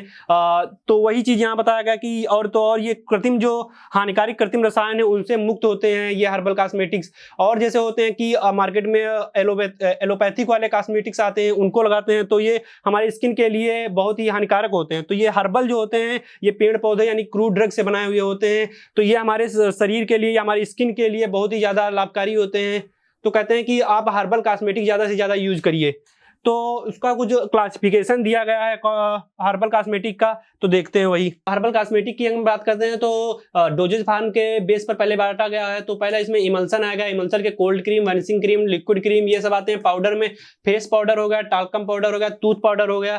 केक में अपरप कम्पैक्ट्स हो गए, मेकअप कैप केक हो गए, ऑयल्स में हेयर ऑयल हो गए, म्यूसिलेज में हैंड लोशन हो गए, जेली में hand jelly, wave set jelly and brilliantine jelly होती है। सस्पेंशन में कॉस्मेटिक स्टॉकिंग्स होते हैं, पेस्ट में टूथपेस्ट होते हैं, डिओड्रेंट पेस्ट होते हैं, जेली में हैंड जेली, सस्पेंशन में कॉस्मेटिक। ये सब तो आप लोग एक बार देख लेंगे तो आप लोगों को याद है क्योंकि ये सब रेगुलर यूज में है, तो आप बहुत अच्छे से कर सकते हैं। ये डोजेज फार्म के हिसाब से बांटा गया है। फिर आपको और according to part of organ of the body applied for, ये जो है पहले तो हमको डोजेज फार्म के बेस पर बांटा गया था। अब दूसरा हमको बांटा गया है क्रूड ड्रग हर्बल कॉस्मेटिक को बांटा गया है बॉडी पार्ट में जो जहां यूज करते हैं उस टाइप से भी बांटा गया है। हर्बल कॉस्मेटिक फॉर स्किन के लिए जैसे यूज किया, स्किन के लिए स्किन पर जो यूज होते हैं जैसे powder, creams, lotion, deodorant, bath cleansing product या मेकअप प्रिपरेशन या सूटेंट प्रिपरेशन, ये सब जो होते हैं अप्लाइड फॉर ऑर्गन के लिए होते हैं, ऑर्गन ऑफ द बॉडी। फिर है हर्बल कॉस्मेटिक आप हेयर के लिए कौन कौन सी चीज होती हैं, shampoo, tonics, hair dressing, hair waving, preparation and beard shortener and shaving media, ये सब जो होते हैं हेयर के लिए यूज होते हैं। हर्बल कॉस्मेटिक फॉर नेल्स, नाखूनों के लिए कौन कौन से होते हैं, nails polish and manicure preparation होते हैं, ये यूज होते हैं। फिर हर्बल कॉस्मेटिक फॉर टीथ और माउथ, दांतों और मुंह के लिए कौन कौन से यूज होते हैं, टूथ पाउडर या माउथ वॉशेस, हर्बल कॉस्मेटिक की फॉर आई के लिए बात करते हैं तो eye shadow, eye liner and mascara मतलब कि आई ड्रॉप वगैरह आते हैं। हर्बल कॉस्मेटिक फॉर लिप्स के लिए बात करते हैं, लिपस्टिक आती है, लिप ग्लॉस आते हैं, लिप क्लीनर आते हैं। ये सब लिप्स के लिए जो यूज होते हैं हर्बल कॉस्मेटिक्स में। तो ये तो बहुत ही इजी चीज है, आप लोगों ने एक बार अगर इसको पढ़ लिया है, देख लिया है तो आपको रेडी हो जाएगा, आप लोग लिख सकते हैं बनाकर भी इसको। तो ये एग्जाम के लिए बहुत ही अच्छा है ये चीज। क्वेश्चन नंबर 4 है write the test of identification of glycoside. Glycoside के आइडेंटिफिकेशन के लिए कुछ टेस्ट हैं वो बताने हैं। तो पहला है chemical test for anthraquinone glycoside. Anthraquinone glycoside के टेस्ट कौन कौन से हैं? प्रॉन्टंगर टेस्ट, जो कि हम अभी इसको ब्रीफली में बाद में पढ़ेंगे। पहले हम आप लोगों को जल्द से जल्द बता दे रहे हैं ताकि आप लोग बोर ना हो, बोर फील कर रहे होंगे क्योंकि इतने समय से हम लंबा लेक्चर जा रहा है। तो दूसरा है मॉडिफाइड ब्रॉन्टेंगर टेस्ट। इसमें जो होता है, जो कलर लास्ट में कलर आता है गुलाबी लाल रंग का कलर आता है प्रोडक्ट बनने के बाद। दूसरा जो है chemical test for saponin glycoside. Saponin glycoside के लिए जो टेस्ट है, पहला है हीमोलिसिस टेस्ट, दूसरा है फॉर्म टेस्ट जिसमें फॉर्म बनता है हीमोलिसिस में, जो ब्लड से रिलेटेड है वो टेस्ट होता है। Chemical test for steroid and triterpenoid glycoside. ये जो होते हैं स्टेरॉइड एंड टर्पिनोइड ग्लाइकोसाइड के लिए रासायनिक परीक्षण जो होते हैं, इसमें कौन से हैं? Lieberman बर्चर्ड test. ये आप लोगों ने लैब में बहुत ही अच्छे से परफॉर्म किए होंगे। ये यार इसका एक प्रोसीजर पूरा उसमें आपको पता होगा, बस एक बार आप लोग देख लीजिएगा, बहुत अच्छे से समझ में आ जाएगा। दूसरा है सल्कोवास्की टेस्ट। फिर इसका है chemical test for cardiac glycoside. Cardiac glycoside के लिए कौन कौन से होते हैं? बहुत ही फेमस आपको टेस्ट है किलर किलानी टेस्ट, बहुत ही ज्यादा बार यूज किए होंगे लैब में, फार्माकोग्नोसी के लैब में आपने बहुत ज्यादा यूज किए होंगे किलर किलानी टेस्ट। इसके अगर प्रोसीजर की बात करेंगे तो आप लोग प्रोसीजर एक बार देख लीजिएगा, इसमें कुछ समझाने वाला से है नहीं, ठीक है। दूसरा लीगल टेस्ट दिया गया है कार्डियक ग्लाइकोसाइड का, ये भी लोग आप लोग देख लीजिएगा। अब बात करते हैं बल्जेट टेस्ट की। बल्जेट टेस्ट भी ये भी आप कार्डियक ग्लाइकोसाइड के लिए यूज होता है। इसमें होता क्या है? डिजिटालिस की पत्ती का मोटा भाग कार्डियक ग्लाइकोसाइड के युक्त दवा हिस्सा जब सोडियम पिक्रेट के साथ घोल में डुबाया जाता है तो ये ग्लूकोन या ग्लाइकोसाइड की उपस्थिति में पीले या नारंगी रंग का कलर देता है। इससे पता चलता है कि कार्डियो ग्लाइकोसाइड इसमें प्रेजेंट है। तो ये जो टेस्ट है, इनके प्रोसीजर जो है आप लोगों ने फार्माकोग्नोसी की लैब में बहुत ही अच्छे से परफॉर्म किए होंगे, तो आप लोगों को पता होगा कि इसका प्रोसीजर तो हमको ये बताने की इतना जरूरत नहीं है, केवल आप लोगों को हम मेन हेडिंग बता दे रहे हैं। अगर बात करते हैं हम उनके प्रोसीजर की, तो अगर आप वो भी पढ़ना चाहें, अगर आपको नहीं अगर पता है तो आप हमारी बुक से खरीद सकते हैं। ये बुक है जॉय पब्लिकेशन द्वारा ये प्रकाशित की गई बुक है। इसका नाम मास्टर स्ट्रोक है। ये फार्माकोग्नोसी ऑल सब्जेक्ट की ये सारी बुक्स बनाई गई हुई है। इसमें हमने सॉल्व पेपर भी पिछले वर्ष के दिए हुए हैं, जो कि आपके एग्जाम प्रिपरेशन के लिए बहुत ही बेहतरीन, बहुत ही फायदेमंद रहेंगे। तो इसमें सभी पेपर हमने डिस्कस कर लिए, केवल अभी ह्यूमन एनाटॉमी का पेपर रह गया है, वो भी हम डिस्कस करके आपको बता देंगे। और जो भी कुछ डाउट रहते हैं आप लोग कमेंट करिए और वीडियो में बने रहिए। फिर यहाँ पर कह रहा है chemical test for coumarin glycoside. Coumarin glycoside के लिए कुछ टेस्ट यूज किए जाते हैं। पहला जैसा है FeCl3 टेस्ट, यानी कि आयरन वाला फेरिक क्लोराइड। ये है फ्लोरोसेनिक टेस्ट। ये फ्लोरोसेनिक टेस्ट है जो कि ये कामोरिन ग्लाइकोसाइड के लिए यूज किया जाता है। फिर है chemical test for cyanophoric glycoside. Cyanophoric glycoside के लिए जो टेस्ट है सोडियम पिक्रेट टेस्ट है, ये यूज किया जाता है। फिर ये फ्लेवोनाइड ग्लाइकोसाइड के लिए अमोनिया टेस्ट यूज किया जाता है, सिंडोना टेस्ट यूज किया जाता है। इसमें सभी जितने ग्लाइकोसाइड होते हैं, जितने टाइप के ग्लाइकोसाइड होते हैं, उनकी आइडेंटिफिकेशन के लिए टेस्ट यूज किए जाते हैं। तो वो आप लोग अगर प्रोसीजर की बात करते हैं तो प्रोसीजर तो आप लोगों ने लैब में परफॉर्म किया होगा। बाकी अगर नहीं आ रहा है आपको प्रोसीजर, तो हमारी बुक जॉय पब्लिकेशन जो पब्लिश की गई है मास्टर स्ट्रोक, वहां से आप देख सकते हैं। क्वेश्चन नंबर 5 कह रहा है write the biological source and therapeutic use any or two of the following. इसमें से कह रहा है कि दो का आपको बायोलॉजिकल सोर्स और थेराप्यूटिक यूज चिकित्सीय उपयोग बताना है। किसका पूछा गया? गोखरू का पूछा गया, ओपीएम का पूछा गया, तुलसी का पूछा गया। तुलसी तो आप लोगों को पता होगा क्योंकि हर व्यक्ति के घर में तुलसी तो जरूर ही होती है। तो तुलसी का उपयोग भी आप लोग जानते होंगे। आप लोग चाय में डाल के इसका यूज करते हैं बहुत ज्यादा, और दूध का जब घर में पूजा होती है तो उसमें दूध में डाल के ये मिलता है आपको।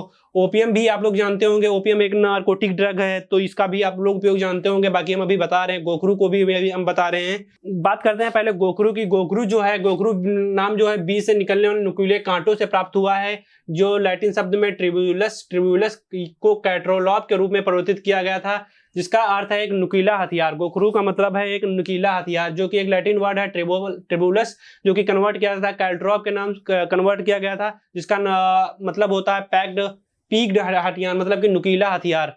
ठीक, अगर हम बायोलॉजिकल सोर्स के गोखरू के अगर हम बायोलॉजिकल सोर्स की बात करते हैं तो ये हमें ओबेटन ड्राइड राइप फ्रूट ऑफ ट्रिब्यूलस टेस्टिसलिन से जो है प्राप्त होता है, जिसकी फैमिली जाइगोफाइलेसी है, जाइगोफाइलेसी की फैमिली है इसकी। और इसका यूज क्या क्या है, it is use been traditionally use for treatment for puerperal disease के लिए। डाइजेस्टिव टॉनिक ये है, किस तरह काम करता है, अल्सर में यूज होता है, फीवर में यूज किया जाता है, वुंड सीलिंग में काम करता है, एंड एनिमल जनरल डिसेबिलिटी, मतलब कि अन्य उपचारों के लिए भी ये यूज किया जाता है गोखरू का।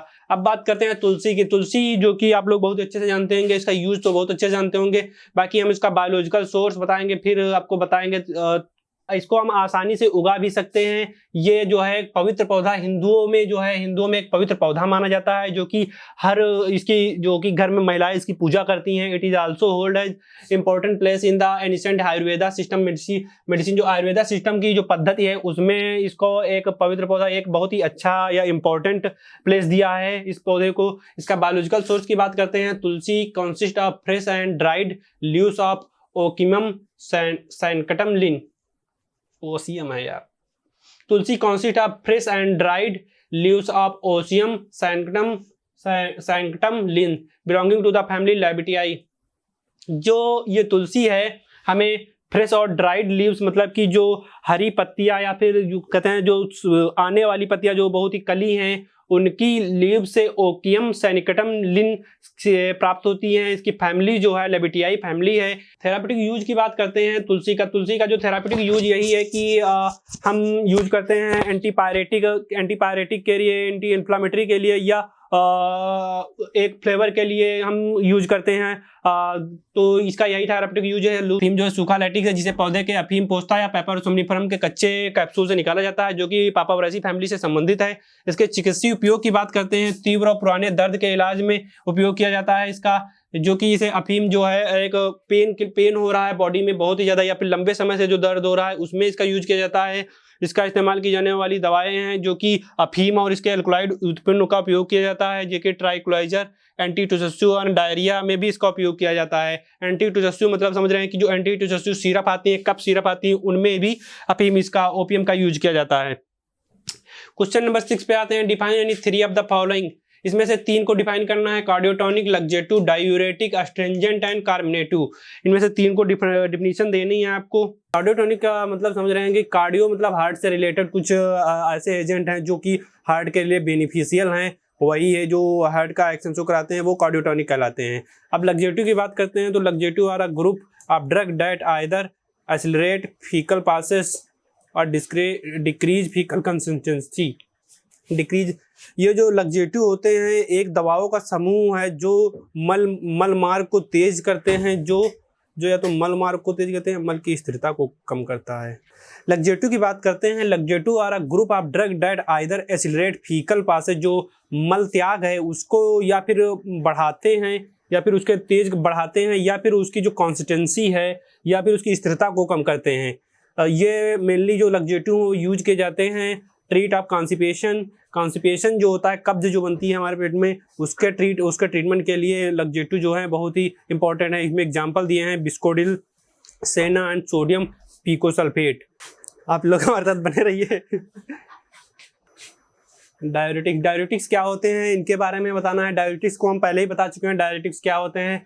तो diuretics are those agent which increase output of urine के जो आउटपुट को बढ़ा देते हैं जो एजेंट, वो डायरेटिक्स कहलाते हैं। यहाँ पर डिफिनीशन दिया गया, diuretic is a type of drug that causes the kidney to make more urine. मतलब कि ये एक प्रकार की ऐसी दवाएं हैं जो गुर्दे को अधिक मूत्र बनाने का कारण बनती हैं। जैसे इसके एग्जाम्पल भी दिए गए हैं, टोरसेमाइड, फ्यूरामाइड एंड ब्यूमेटामाइड।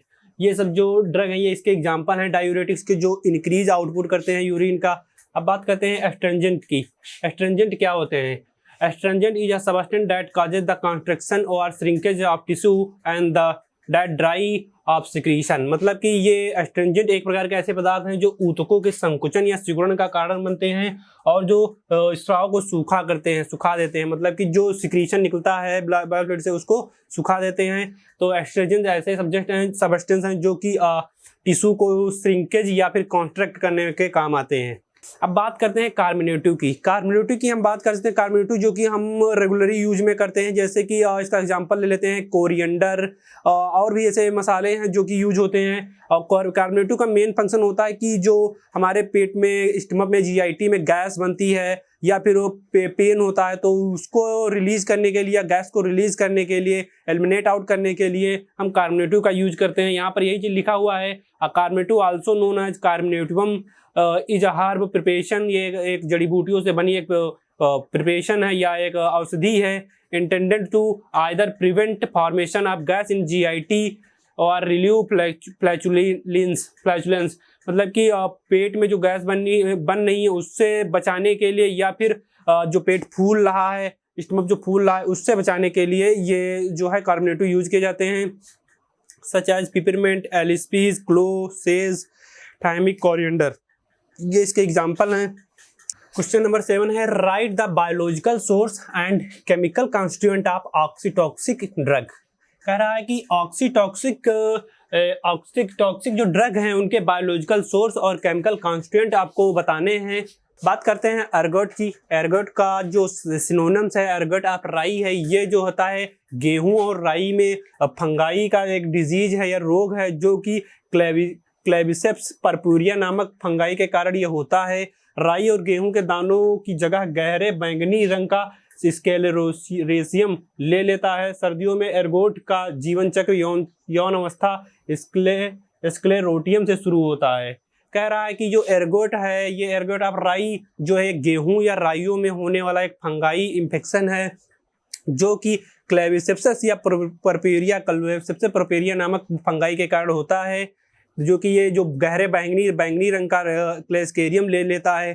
ठीक है, तो बायोलॉजिकल सोर्स की बात करते हैं। जो एर्गोट है, एर्गोट का अगर हम बायोलॉजिकल सोर्स की बात करें तो एर्गोट जो है ये कवक का सूखा स्क्लेरोसियम है, जो कि क्लेविकुस परपुरिया, जो कि हमें अंडाशय यानी कि राई या फिर जो गेहूं है उसके अंडाशय से हमको ये प्राप्त होता है। इसकी फैमिली जो है क्लेविसिप्टेसी है, सिपाही है, जो कि इसकी फैमिली जो है क्लेविसिप्टेसी है।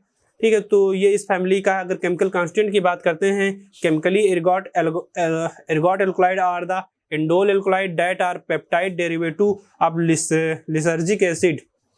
ये जो है एल्कोलाइड है, जो कि इसमें इंडोल एल्कोलाइड जो होता है, इसमें जो कि हम केमिकल कॉन्स्टिट्यूएंट की बात करते हैं तो इसमें हिस्टामीन पाया जाता है, और क्लेविन टाइप एल्कोलाइड पाया जाता है, इम्यूनो एसिड पाया जाता है, कलरिंग मैटर पाया जाता है, एर्गोस्ट्रॉल पाया जाता है, फंगीस्ट्रॉल पाया जाता है, चिटिन पाया जाता है, जो कि अपना अपना एक वर्क रखते हैं, जिनका अपना अपना एक एप्लीकेशन रहता है। ठीक है, तो अब ये क्वेश्चन नंबर हम 8 पे आते हैं। नंबर 8 है, right in short note on any two of the following. इसमें से हमको 2 पर हमको शॉर्ट नोट देनी है, सेना एंड विनिका एंड टर्मरिक, सेना, विनिका, टर्मरिक। तो टर्म आप लोग इसमें जो है कुछ तो हम लोग पहले से बता चुके हैं क्या क्या इसका वो है। तो इसमें मेनली शॉर्ट नोट में क्या पढ़ेंगे कि क्या है, क्या उसका एप्लीकेशन है, क्या उसके केमिकल कॉन्स्टिट्यूएंट है, उसका बायोलॉजिकल सोर्स क्या है, ये सब चीज़ हम जानेंगे शॉर्ट नोट में। तो बात करते हैं सेना की। Senna is a herb used as a laxative. ये जो हर्ब है सेना जो है एक लग्जेटिव की तरह यूज होता है। लग्जेटिव जो कि मैंने अभी आप ऊपर डिफाइन किया था, लग्जेटिव क्या होता है वो, तो वो लग्जेटिव का एक एग्जांपल है, उसी की तरह ये यूज होता है। It is also known as wild senna. ये जो है वाइल्ड सेना, जंगली सेना के नाम से जाना जाता है। केसिया मेरिडेनिका और लोकस्ट प्लांट बोलते हैं इसको, टिड्डे के पौधे के रूप में जानते हैं। इन the ancient time the Arabian physician used सेना एज अ कैथारेटिक्स। जो एनिसेंट पुराने समय में अरबियन फिजिशियन जो हैं वो जो हैं कैथारेटिक्स की तरह इसको यूज करते थे, सेना को। अगर हम बायोलॉजिकल सोर्स की बात करते हैं तो ये हम या केसिया एंगोस्टिफोलिया के ड्राइड लीफलेट्स या मतलब कि पत्तियों से प्राप्त होता है, जो इसकी फैमिली जो है लेगुमिनोसी है। ठीक, केमिकल कॉन्स्टिट्यूएंट की बात करते हैं। The chief chemical constituent of senna are 2 anthraquinone. पहला एंथ्राक्विनोन, दूसरा ग्लाइकोसाइड होता है, which is known as crystalline sennoside, जिसको हम क्रिस्टालिन सेनोसाइड नाम से जानते हैं। ठीक है, तो एक ए एंड बी सेनोसाइड होते हैं, which is present less than 2.5%। बात करते हैं केमिकल कॉन्स्टिट्यूएंट की, तो दो इसमें 2 केमिकल कॉन्स्टिट्यूएंट पाए जाते हैं, मेनली रूप से एंथ्राक्विनोन और दूसरा होता है ग्लाइकोसाइड, जिसको हम क्रिस्टालिन सेनोसाइड नाम से जानते हैं, सेनोसाइड ए, सेनोसाइड बी।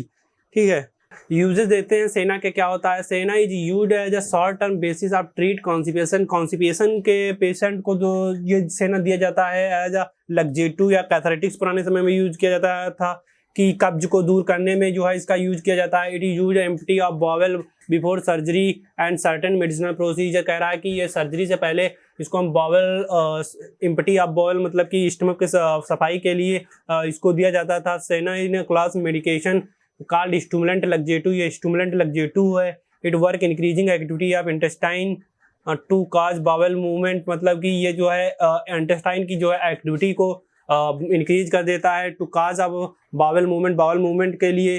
ठीक, बात करते हैं विनिका की। विनिका को हम सदाबहार कहते हैं या पेरीविंकल कहते हैं। विनिका को हम सदाबहार या पेरीविंकल नाम से जानते हैं। ये आपको इंडिया में बहुत जगह मिल जाएगा, बहुत ही एरिया में आपको ये मिल जाएगा आपको ये विनिका। ठीक है, तो इसको हम जो नॉर्मली भाषा में सदाबहार जानते हैं। इसका मेनली वैसे यूज तो इसमें जो कुछ कॉन्स्टिट्यूएंट पाए जाते हैं, एक्टिव कॉन्स्टिट्यूएंट, जैसे विनक्रिस्टिन, विनब्लास्टिन, जो कि एंटी न्यूप्लास्टिक के लिए यूज होते हैं। तो इसके बात करते हैं हम बायोलॉजिकल सोर्स की। Vinca is the dried whole plant of Catharanthus roseus और Vinca rosea belonging to the Apocynaceae. Vinca जो हमें प्राप्त होता है ड्राइड होल प्लांट, मतलब कि पूरा जो प्लांट है उसके सुखाने पर कैथरेंटिस रोजिया या विनिका रोजिया से हमको मिलता है, जो कि फैमिली जिसकी है एपोसाइनेसी। केमिकल कॉन्स्टिट्यूएंट की बात करते हैं। Vinika contains large number of indole alkaloid. हम पहले ही बता चुके हैं, ये जो जितने प्लांट पढ़ा रहे हैं ये सब एल्कोलाइड हैं। तो इसमें इंडोल एल्कोलाइड मेनली रूप से में पाया जाता है, which contain 20 dimeric डाइहाइड्रो indole alkaloid पाए जाते हैं, जो कि इसमें 20 तरह के डाइहाइड्रो इंडोल एल्कोलाइड पाए जाते हैं। इसमें मेनली कॉन्स्टिट्यूएंट विनक्रिस्टिन और विनब्लास्टिन होते हैं। मैंने बताया कि ना, जो कि एंटी न्यूप्लास्टिक या एंटी कैंसर एजेंट होते हैं। ठीक, विनिका के बारे में हमने जान लिया। इसका हम अभी यूज जानते हैं, कुछ कहाँ भी यूज होता है विनिका का। इसकी पत्तियों का उपयोग मधुमेह और उच्च रक्तचाप को नियंत्रित करने के लिए किया जाता है, मतलब कि डायबिटीज और जो ब्लड प्रेशर बढ़ा हुआ होता है उसको नियंत्रित या रेगुलेट करने के लिए किया जाता है। इसके अल्कलॉइड शामक या ट्राइक्लाइजर होते हैं। यह मांसपेशियों के दर्द और अवसाद से राहत दिलाता है, मतलब कि जो मसल्स में पेन होता है या फिर डिप्रेस पेशेंट होता है उसको दिया जाता है, जिससे उसको रिलीव मिलता है या क्योर हो जाता है। यह विषहरण के गुण को प्रदर्शित करता है, मतलब कि और जहर के प्रभाव को मुकाबला करता है। इस प्रकार इसका उपयोग तैतैया के डंक में किया जाता है। मतलब कि कह रहा है कि ये जो है विषहरण वाली प्रॉपर्टी रखता है कि जैसे आपको किसी ने वास्प स्टिंग, मतलब कि ये जो मधुमक्खियां होती हैं उनके काटने पर हमारे जहर वो स्वेल कर जाता है या जहर बन जाता है वहां पर, तो उसका मुकाबला करने के लिए इसका यूज किया जाता है। या नक्सीर मसूड़ों में खून आना, मुंह के छाले और गले की खराश को नियंत्रित करता है। ये जो है मसूड़ों में खून या फिर छाले जो मुंह में पड़ जाते हैं उनके लिए भी ये विनिका यूज किया जाता है। आंतरिक क्रियान्वयन पर यह जठर शोध, सिस्टरिस, अंतरशोध, दत्त, मधुमेह आदि में सहायक है। तो इस प्रकार हम कह सकते हैं इसके बहुत सारे यूज हैं जो कि हमारे बॉडी के लिए बहुत ही बेनिफिशियल हैं। तो हम लोगों ने इसके यूज के बारे में जाना है। अब हम जानते हैं टर्मरिक के बारे में। टर्मरिक का पहले हम बायोलॉजिकल सोर्स जानेंगे, उसके बाद केमिकल कॉन्स्टिट्यूएंट जानेंगे, फिर उसका यूज जानेंगे। टर्मरिक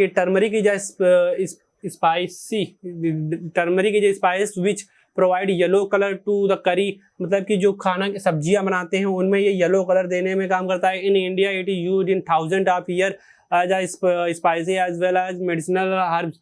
ये बहुत ही लंबे समय से इंडिया में यूज किया जाता था, बहुत ही हजारों साल पहले से इसका यूज किया जाता है, एज अ मेडिसिनल हर्ब की तरह यूज किया जाता था। बायोलॉजिकल सोर्स की बात करते हैं टर्मरिक की। टर्मरिक मतलब हल्दी। Turmeric is dried rhizomes of Curcuma longa Linn, जो कि फैमिली है जिंजीबराइसी। तो बायोलॉजिकल सोर्स की अगर हम बात करते हैं टर्मरिक की, तो ये हमें ड्राइड रोजोम ऑफ करक्यूमा लॉन्गालिन से प्राप्त होता है, जिसकी फैमिली जिंजीबराइसी है। केमिकल कॉन्स्टिट्यूएंट की बात करते हैं। Turmeric contains yellow colouring matter, yellow colour का मैटर रखता है। कार्ड कर्क्यूनॉइड जो कि 5% कर्क्यूनॉइड पाया जाता है। एसेंशियल ऑयल 6% पाए जाते हैं। Chief constituent of the colouring matter curcumin 60% in addition with small quantity of curcumin 3rd and curcumin 2nd। कह रहा है कि इसमें जो है जो केमिकल कंस्टिट्यूएंट की बात करते हैं तो इसमें करक्यूमिनाइड 5% और एसेंशियल ऑयल 6% पाया जाता है। चीफ कंस्टिट्यूएंट में आपके कलरिंग मैटर जैसे कि कर्क्यूरम 60% होता है।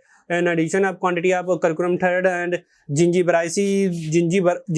एक केमिकल होता है जो 25% पाया जाता है। तो इसमें केमिकल कंस्टिट्यूएंट की बात कर रहे हैं हम। हल्दी का हम यूज की बात करते हैं और टर्मरिक के यूजेस की बात करते हैं। हल्दी का उपयोग जो है सुगंधित, जलनरोधी, आमाशयी, मूत्रवाहिनी, बिलियरी कैलकुलस के लिए, एडेनोसिन उत्तेजक, टॉनिक, वातहर, रक्त शोधक, एंटी पीरियोडिक, अल्सरेटिव, मसाला, मलहम के लिए, रंग एजेंट और सर्दी और खांसी के लिए सामान्य घरेलू उपचार के रूप में किया जाता है। तो हल्दी का उपयोग तो हम लोग जानते हैं कहाँ कहाँ यूज किया जाता है। जैसे चोट लगती है तो वहाँ पर भी लगाया जाता है और हमको हल्दी दूध पिलाया जाता है ताकि ये जो चोट अंदर का घाव भर सके। तो जो ये सब पहले से जो यूज की जा रही हैं जिन चीज़ों में, और जैसे सर्दी खांसी, वही सब यहाँ पर बताया गया है कि कहाँ कहाँ इसका यूज किया जाता है। तो ये क्वेश्चन, अब आगे हम चलते हैं अपने दूसरे क्वेश्चन पे।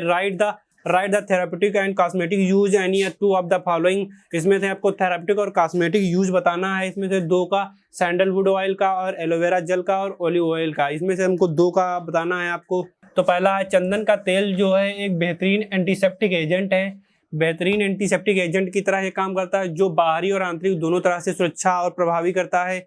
यह मजबूत सूजन रोधी एजेंट के रूप में बहुत प्रभावी है। जो इन्फ्लामेटरी एजेंट जो कि इन्फ्लामेशन हो जाता है कहीं चोट लगने से, तो वहाँ पर उसके लिए ये यूज किया जाता है। इसमें ऐंठन के विरुद्ध स्वाभाविक शिथिलित करने वाले शामक के रूप में काम करने की काफ़ी क्षमता है। यह बाहरी रूप से लगाए जाने पर उच्च रक्तचाप को कम करने का कार्य करता है, यानी कि बढ़े हुए ब्लड प्रेशर जो है उसको कम करने के लिए इसका यूज किया जाता है। तो फिफ्थ है तेल की गर्म एवं ताजगी देने वाली लकड़ी की सुगंध मन को शांत करने में मदद करती है। जो तेल की जो गर्म एवं ताजगी देने वाली लकड़ी की जो सुगंध है वो मन को शांत, मतलब कि शांत यानी कि पीसफुली रिलैक्स देने वाली उसकी सुगंध रहती है। और जो है इसमें जो मजबूत एंटीबैक्टीरियल, एंटीवायरल और कवक रोधी गुण होते हैं। कह रहा है कि ये एक एंटीबैक्टीरियल, एंटीवायरल या फिर एंटीफंगल, इस तरह के इसमें जो प्रॉपर्टी पाई जाती है ये चंदन की लकड़ी के तेल में, जो शरीर के बैक्टीरिया कीटाणुओं को हटाने के लिए उपयोग किए जाते हैं और उपचार करते हैं। ठीक है, क्वेश्चन 7th इसका यूज क्या है? 7th यूज इसका यही है। 7th यूज इसका है, इसका एंटीऑक्सीडेंट गुण का उपयोग त्वचा के स्वास्थ्य को बढ़ाने के लिए किया जाता है।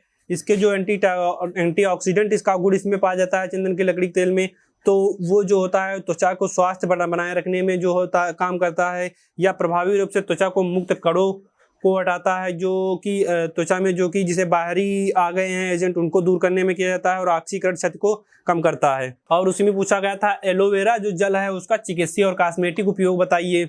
एलोवेरा जल का उपयोग बच्चों में कृमि रोग के लिए किया जाता है।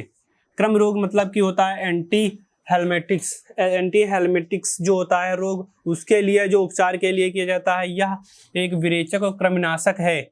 यह अल्सरेटिव कोलाइटिस और प्रेशर अल्सर में उपयोगी है, जो कि जैसे अल्सरेटिव कोलाइटिस स्टमक में बनता है या फिर प्रेशर अल्सर जो हो जाता है उसके लिए ट्रीट किया जाए, उसके ट्रीट के लिए उपयोगी है।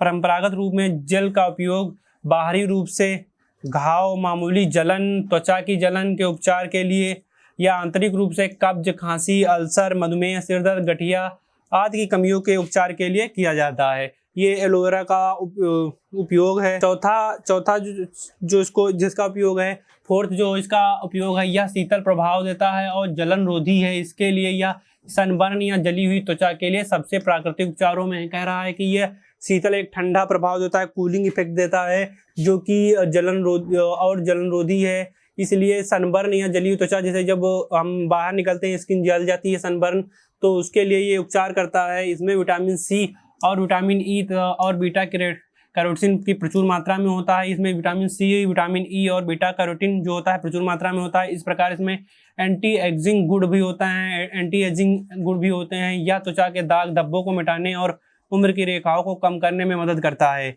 ये एज अ कॉस्मेटिक जो है बहुत ही अच्छा इसका गुण है कि ये विटामिन सी और विटामिन ई और बीटा कैरोटीन की मात्रा इसमें रहती है, जो कि एंटी एजिंग प्रॉपर्टी रखती है, कि मतलब कि आपकी जो एज बढ़ रही है उसकी दाग धब्बों उसको कम करने में, या फिर हमारे शरीर में या त्वचा में जो दाग धब्बे पड़ते हैं उनको कम करने में वो काम करता है। यह शुष्क त्वचा, खिंचाव के निशान या मुहासे को ठीक करने में, जो हमको पिंपल्स हो जाते हैं हमारे त्वचा पे और शुष्क त्वचा या खिंचाव हो जाता है, तो उसके जो उपचार के लिए इसका यूज किया जाता है। यह नए बालों के विकास के सक्रिय करने में मदद करता है, मतलब कि अगर नए बाल आपके उग रहे हैं तो उनके डेवलपमेंट में ये इसका बहुत ही अच्छा उपयोग है। यह खोपड़ी के रक्त परिसंचरण तंत्र को बढ़ाता है और ये जो है रक्त परिसंचरण तंत्र को भी बढ़ाता है ब्रेन के। जैतून के तेल का चिकित्सक और कॉस्मेटिक उपयोग हमको बताना है, तो जैतून के तेल का उपयोग जो होता है दवाइयाँ बनाने, साबुन, कपड़ा, स्नेहक, सल्फोनेट तेल, लिनीमेंट, सौंदर्य प्रसाधन और प्लास्टर अंत्योदय उत्पाद में किया जाता है। या बाहरी सूजन तथा सतहों पर मृदुकारी और सुखदायक एजेंट के रूप में ये यूज किया जाता है। यह आंतरिक रूप से एक पोषक तत्व शामक, मृदुकारी, पित्त शामक और हल्के रेचक के रूप में किया जाता है, या लग्जेटिव की तरह यूज किया जाता है। इसकी वसा समृद्ध सामग्री के कारण जैतून का तेल उल्लेखनीय नमी प्रदायक गुण प्रदर्शित करता है। यह जो है बढ़ती उम्र के लक्षणों को कम करता है, और यह जो है हमारी स्किन को जो है सॉफ्ट एंड चिकनी या नमी युक्त बनाए रखता है, कि सूखापन नहीं रखने देता है। ये एंटीऑक्सीडेंट की इसमें प्रॉपर्टी होती है, जो कि हमको यूवी रेडिएशन से हमको बचाती है। और तो और इसमें विटामिन ई की समृद्ध सामग्री, विटामिन ई जो होता है बहुत ही अच्छे से पाया जाता है, जो कि हमारे नाखूनों और स्किन के लिए बहुत ही ज़्यादा लाभकारी है। तो हमने जैतून का तेल का चिकित्सीय और कॉस्मेटिक उपयोग देख लिया है। अब आते हैं हम अगले क्वेश्चन पे। अगला क्वेश्चन है explain any two of the following. इसमें से आपको दो बताने हैं, nutraceutical dietary fibre and omega 3 fatty acid. इसमें से आपको दो बताने हैं। पहले हम आते हैं न्यूट्रासिटिकल्स पे। न्यूट्रासिटिकल मतलब समझते हैं पौष्टिक औषधीय पदार्थ। पौष्टिक औषधीय पदार्थ जो होते हैं, न्यूट्रासिटिकल शब्द का जो 1989 ईस्वी में स्टीफन डेप्लिसिस द्वारा ये जो दिया गया था, द्वारा पोषण और फार्मास्यूटिकल से निर्मित किया गया है। या जो न्यूट्रासिटिकल है जो 1989 ईस्वी में जो है स्टीफन डेप्लिसिस के द्वारा दिया गया है। इन्होंने न्यूट्रासिटिकल को पदार्थ जो भोजन या भोजन के हिस्सा हैं और बीमारियों की रोकथाम में उचित है। न्यूट्रासिटिकल मतलब आप समझ रहे हैं कि जो हमारे भोजन में हम भोजन लेते हैं उनके साथ हम उनका जो है उपयोग जो है बहुत ही ज़्यादा, यानी कि समझ रहे हैं उसका न्यूट्रिशन उसमें ज़्यादा होते हैं, जिससे आपको बीमारियों से लड़ने की शक्ति प्रदान करते हैं, और तो और पावर इम्यूनिटी आपकी बढ़ाते हैं। तो वही न्यूट्रासिटिकल्स हो गए। ठीक है, के एप्लीकेशन की बात करते हैं तो हमने बताया न्यूट्रासिटिकल जो कि हमारी पूरी बॉडी को इम्यूनिटी देते हैं और हमारे स्ट्रेंथ प्रोवाइड करते हैं, जो कि हम बीमारियों से लड़ सकें। न्यूट्रासिटिकल अधिकांश चिकित्सीय क्षेत्रों को कवर करता है, मतलब कि जो बीमारियां होती हैं उससे बचाने के लिए मदद करता है, जैसे गठिया रोधी, सर्दी और खांसी, नींद संबंधी विकार, पाचन, कुछ कैंसर का रोकथाम या ऑस्टियोपोरोसिस या रक्तचाप, कोलेस्ट्रॉल नियंत्रण, दर्द निवारक अवसाद और मधुमेह में ये उपयोग किए जाते हैं। न्यूट्रासिटिकल का उपयोग स्वास्थ्य में सुधार, पुरानी बीमारियों को रोकने, उम्र को बढ़ने को रोकने और बदलते जीवन के काल को बढ़ने और शरीर के कार्यों को इंटीग्रिटी समर्थन करने के लिए किया जाता है। कह रहा है कि जो है न्यूट्रासिटिकल का उपयोग चिकित्सीय क्षेत्रों में भी किया जाता है, कुछ रोगों को दूर करने के लिए, जैसे हमने बताया ऑस्टियोपोरोसिस जो कि हड्डियों की बीमारी है, ब्लड प्रेशर हो गया, कोलेस्ट्रॉल को रेगुलेट करना, और भी दर्द अगर पेन किलर की तरह, और अवसाद, डिप्रेस या डायबिटीज के लिए तरह यूज किया जाता है। और ये तो और पुरानी बीमारी या स्वास्थ्य में सुधार के लिए भी इसका यूज किया जाता है। अब हम बी पे आते हैं, मतलब डाइटरी फाइबर मतलब हो गया आहार रेशा। आहार रेशा जो होता है स्वस्थ आहार का अनिवार्य घटक है, मतलब कि हेल्दी बॉडी के लिए एक बहुत ही अनिवार्य, मतलब कि इम्पोर्टेंट पदार्थ या इम्पोर्टेंट चीज है। इसे पौधों के यौगिक के रूप में परिभाषित किया गया है, जो मानव आंत द्वारा पाचन का विरोध करते हैं। जो मानव के जो आंत द्वारा पाचन का विरोध करते हैं उनके लिए ये है, लेकिन आंत माइक्रोबायोटा द्वारा पूर्ण या आंशिक रूप से किण्वन से गुजरते हैं, तो उसे हम डाइटरी फाइबर कहते हैं। इसके कुछ टाइप हैं, जो ये डाइटरी फाइबर हैं ये दो टाइप के होते हैं। एक होता है घुलनशील, दूसरा होता है अघुलनशील, मतलब कि सोल्यूबल फाइबर, और दूसरा होता है अनसोल्यूबल फाइबर। तो इसमें जो होता है सोल्यूबल होता है, इस प्रकार के जो रेशे होते हैं पानी में घुलकर जल जैसा पदार्थ बनाते हैं। यह रक्त कोलेस्ट्रॉल और ग्लूकोज के स्तर को कम करने में, मदद करता है। मतलब कि जो रक्त में जो ब्लड को कोलेस्ट्रॉल बढ़ जाता है या ग्लूकोज बढ़ जाता है उसको कम करने में मदद करते हैं। इनमें जो है ओट्स, मटर, बीन्स, सेब, खट्टे फल, गाजर और जौ और इस भूगोल में घुलनशील रेशा पाया जाता है। ठीक है, तो ये इसके एग्जाम्पल है। घुलनशील रेशा की बात करते हैं। इस प्रकार का रेशा पाचन तंत्र के माध्यम से सामग्री का संचलन को बढ़ावा देते हैं। जो पाचन तंत्र मतलब कि डाइजेस्टिव सिस्टम जो है उसके माध्यम से जो सामग्री का संचलन है उसको बढ़ावा देते हैं और मल की मात्रा को बढ़ा देते हैं। ये इसलिए उन लोगों को लिए फायदेमंद है जो कब्ज या अनियमित मल से जूझते हैं, जिनके लिए कॉन्स्टिपेशन या स्टमक डिसऑर्डर रहते हैं, उनके लिए जो ये डाइटरी फाइबर है बहुत ही ज़्यादा फायदेमंद रहता है। ठीक है, तो इनका ये दो टाइप के होते हैं। अब इसका हम चिकित्सीय उपयोग देखेंगे। जो ये डाइटरी फाइबर है इनका उपयोग जो है मल त्याग को सामान्य करता है, मतलब कि जो बावल जो मूवमेंट है उनको नॉर्मलाइज करता है और आंत स्वास्थ्य को बनाए रखने में मदद करता है, कोलेस्ट्रॉल स्तर को गिराता है और ग्लूकोज लेवल मतलब कि रक्त शर्करा के स्तर को नियंत्रित करने में मदद करता है, स्वास्थ्य वजन प्राप्त करने में सहायक होता है। डाइटरी फाइबर है मेनली तो इसीलिए यूज होते हैं कि हमारा जो स्वास्थ्य है वो सही रहे। तो उसमें कुछ है जैसे मल त्याग करने में आपका अगर बाउल मूवमेंट सही से नहीं हो रहा है तो उसको नॉर्मलाइज करते हैं ये, और आंत को स्वस्थ बनाते हैं और कोलेस्ट्रॉल और जो रक्त शर्करा है उसको नियंत्रित करते हैं। अब बात करते हैं ओमेगा 3 फैटी एसिड की। ओमेगा 3 फैटी एसिड की बात करते हैं। ओमेगा 3 फैटी एसिड जो होता है मछली, अलसी और आहार पूरक में पाए जाते हैं। जो इसके सोर्स होते हैं हम ओमेगा 3 फैटी एसिड मछली से प्राप्त करते हैं और अलसी और आहार पूरक मछली के तेल में पाए जाते हैं। जो ALA अल्फा लिनोलिक एसिड जो होते हैं, EPA मतलब इकोपेंटोनोइक अम्ल जो होते हैं और DHA डेक्सोएसिटाइक अम्ल जो होते हैं, तीन प्रमुख ओमेगा 3 एसिड अम्ल हैं। इसमें जो होते हैं ओमेगा 3 फैटी एसिड में तीन जो होते हैं बहुत ही इंपॉर्टेंट फैटी एसिड हैं, जैसे कि ALA अल्फा लिनोइक एसिड और EPA मतलब इकोपेंटोनोइक एसिड और DHA मतलब डेकोसेकोहोनिक एसिड होता है, जो कि ALA जो होता है अलसी, सोयाबीन और कोनेला तेल से प्राप्त किया जाता है। DHA EPA मछली और समुद्री भोजन से प्राप्त करते हैं ये जो तेल।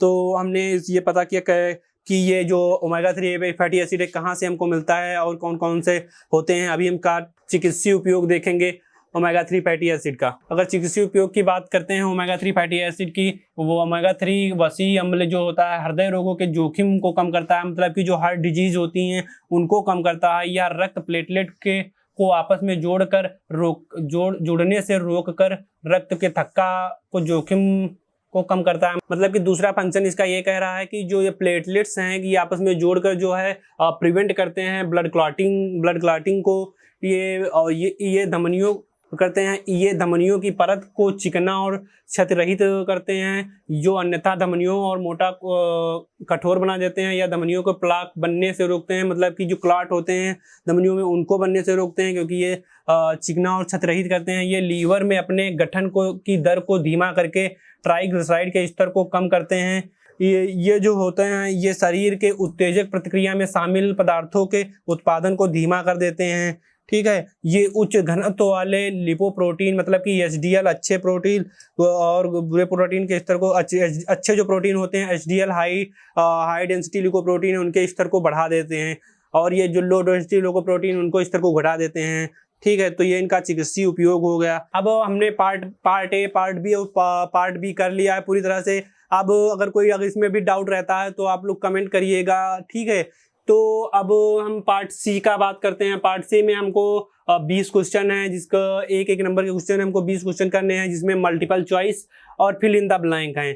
तो जो हम ये काम आप पर सौंप रहे हैं, जैसे पहले की तरह हमने बताया था कि आप लोग वीडियो पूरा देखिए, या लास्ट में मल्टीपल चॉइस जो कि बहुत ही इम्पोर्टेंट हैं। मल्टीपल चॉइस तो आपके पेपर में फंस सकते हैं, तो आप कोशिश करिए इनको हल करने की। और साथ ही में अगर आपको नहीं कुछ समझ में आ रहा कोई भी मल्टीपल चॉइस या फिल इन द ब्लैंक, तो आप कमेंट कर सकते हैं। अगर वहां से भी नहीं समझ में आ रहा तो हमारी बुक जो कि जॉय पब्लिकेशन द्वारा पब्लिश की गई मास्टर स्ट्रोक है, वहां से आप उसको आप खरीद करके वहां से आप देख सकते हैं। वहां पर हमने सॉल्व पेपर या प्रीवियस ईयर के क्वेश्चन पेपर हमने सॉल्व करके रखे हुए हैं, और ये जो है आपको हिंदी और इंग्लिश दोनों फॉर्मेट में आपको मिल सकती है। तो ठीक है, तो ये आपको हिंदी और इंग्लिश दोनों फॉर्मेट में आपको ये बुक मिल सकती है। मास्टर स्ट्रोक नाम से आपकी बुक है। ये हमने जो फर्स्ट ईयर के सारे सब्जेक्ट हैं उन सभी की बुक बनी हुई है। इनमें हमने आपके एग्जाम से रिलेटेड तैयारी के लिए हमने ये सब क्वेश्चन पैटर्न बनाए हैं। सभी क्वेश्चन पैटर्न में मैंने पूरी बुक बनाई है। ठीक है, तो आप लोग इसको पढ़िए। ठीक है, अगर कोई भी डाउट रहते हैं तो आप हमसे पूछिए और वीडियो में बने रहिए। और अगर आपको वीडियो अच्छा लगता है तो लाइक कर दीजिए और धन्यवाद।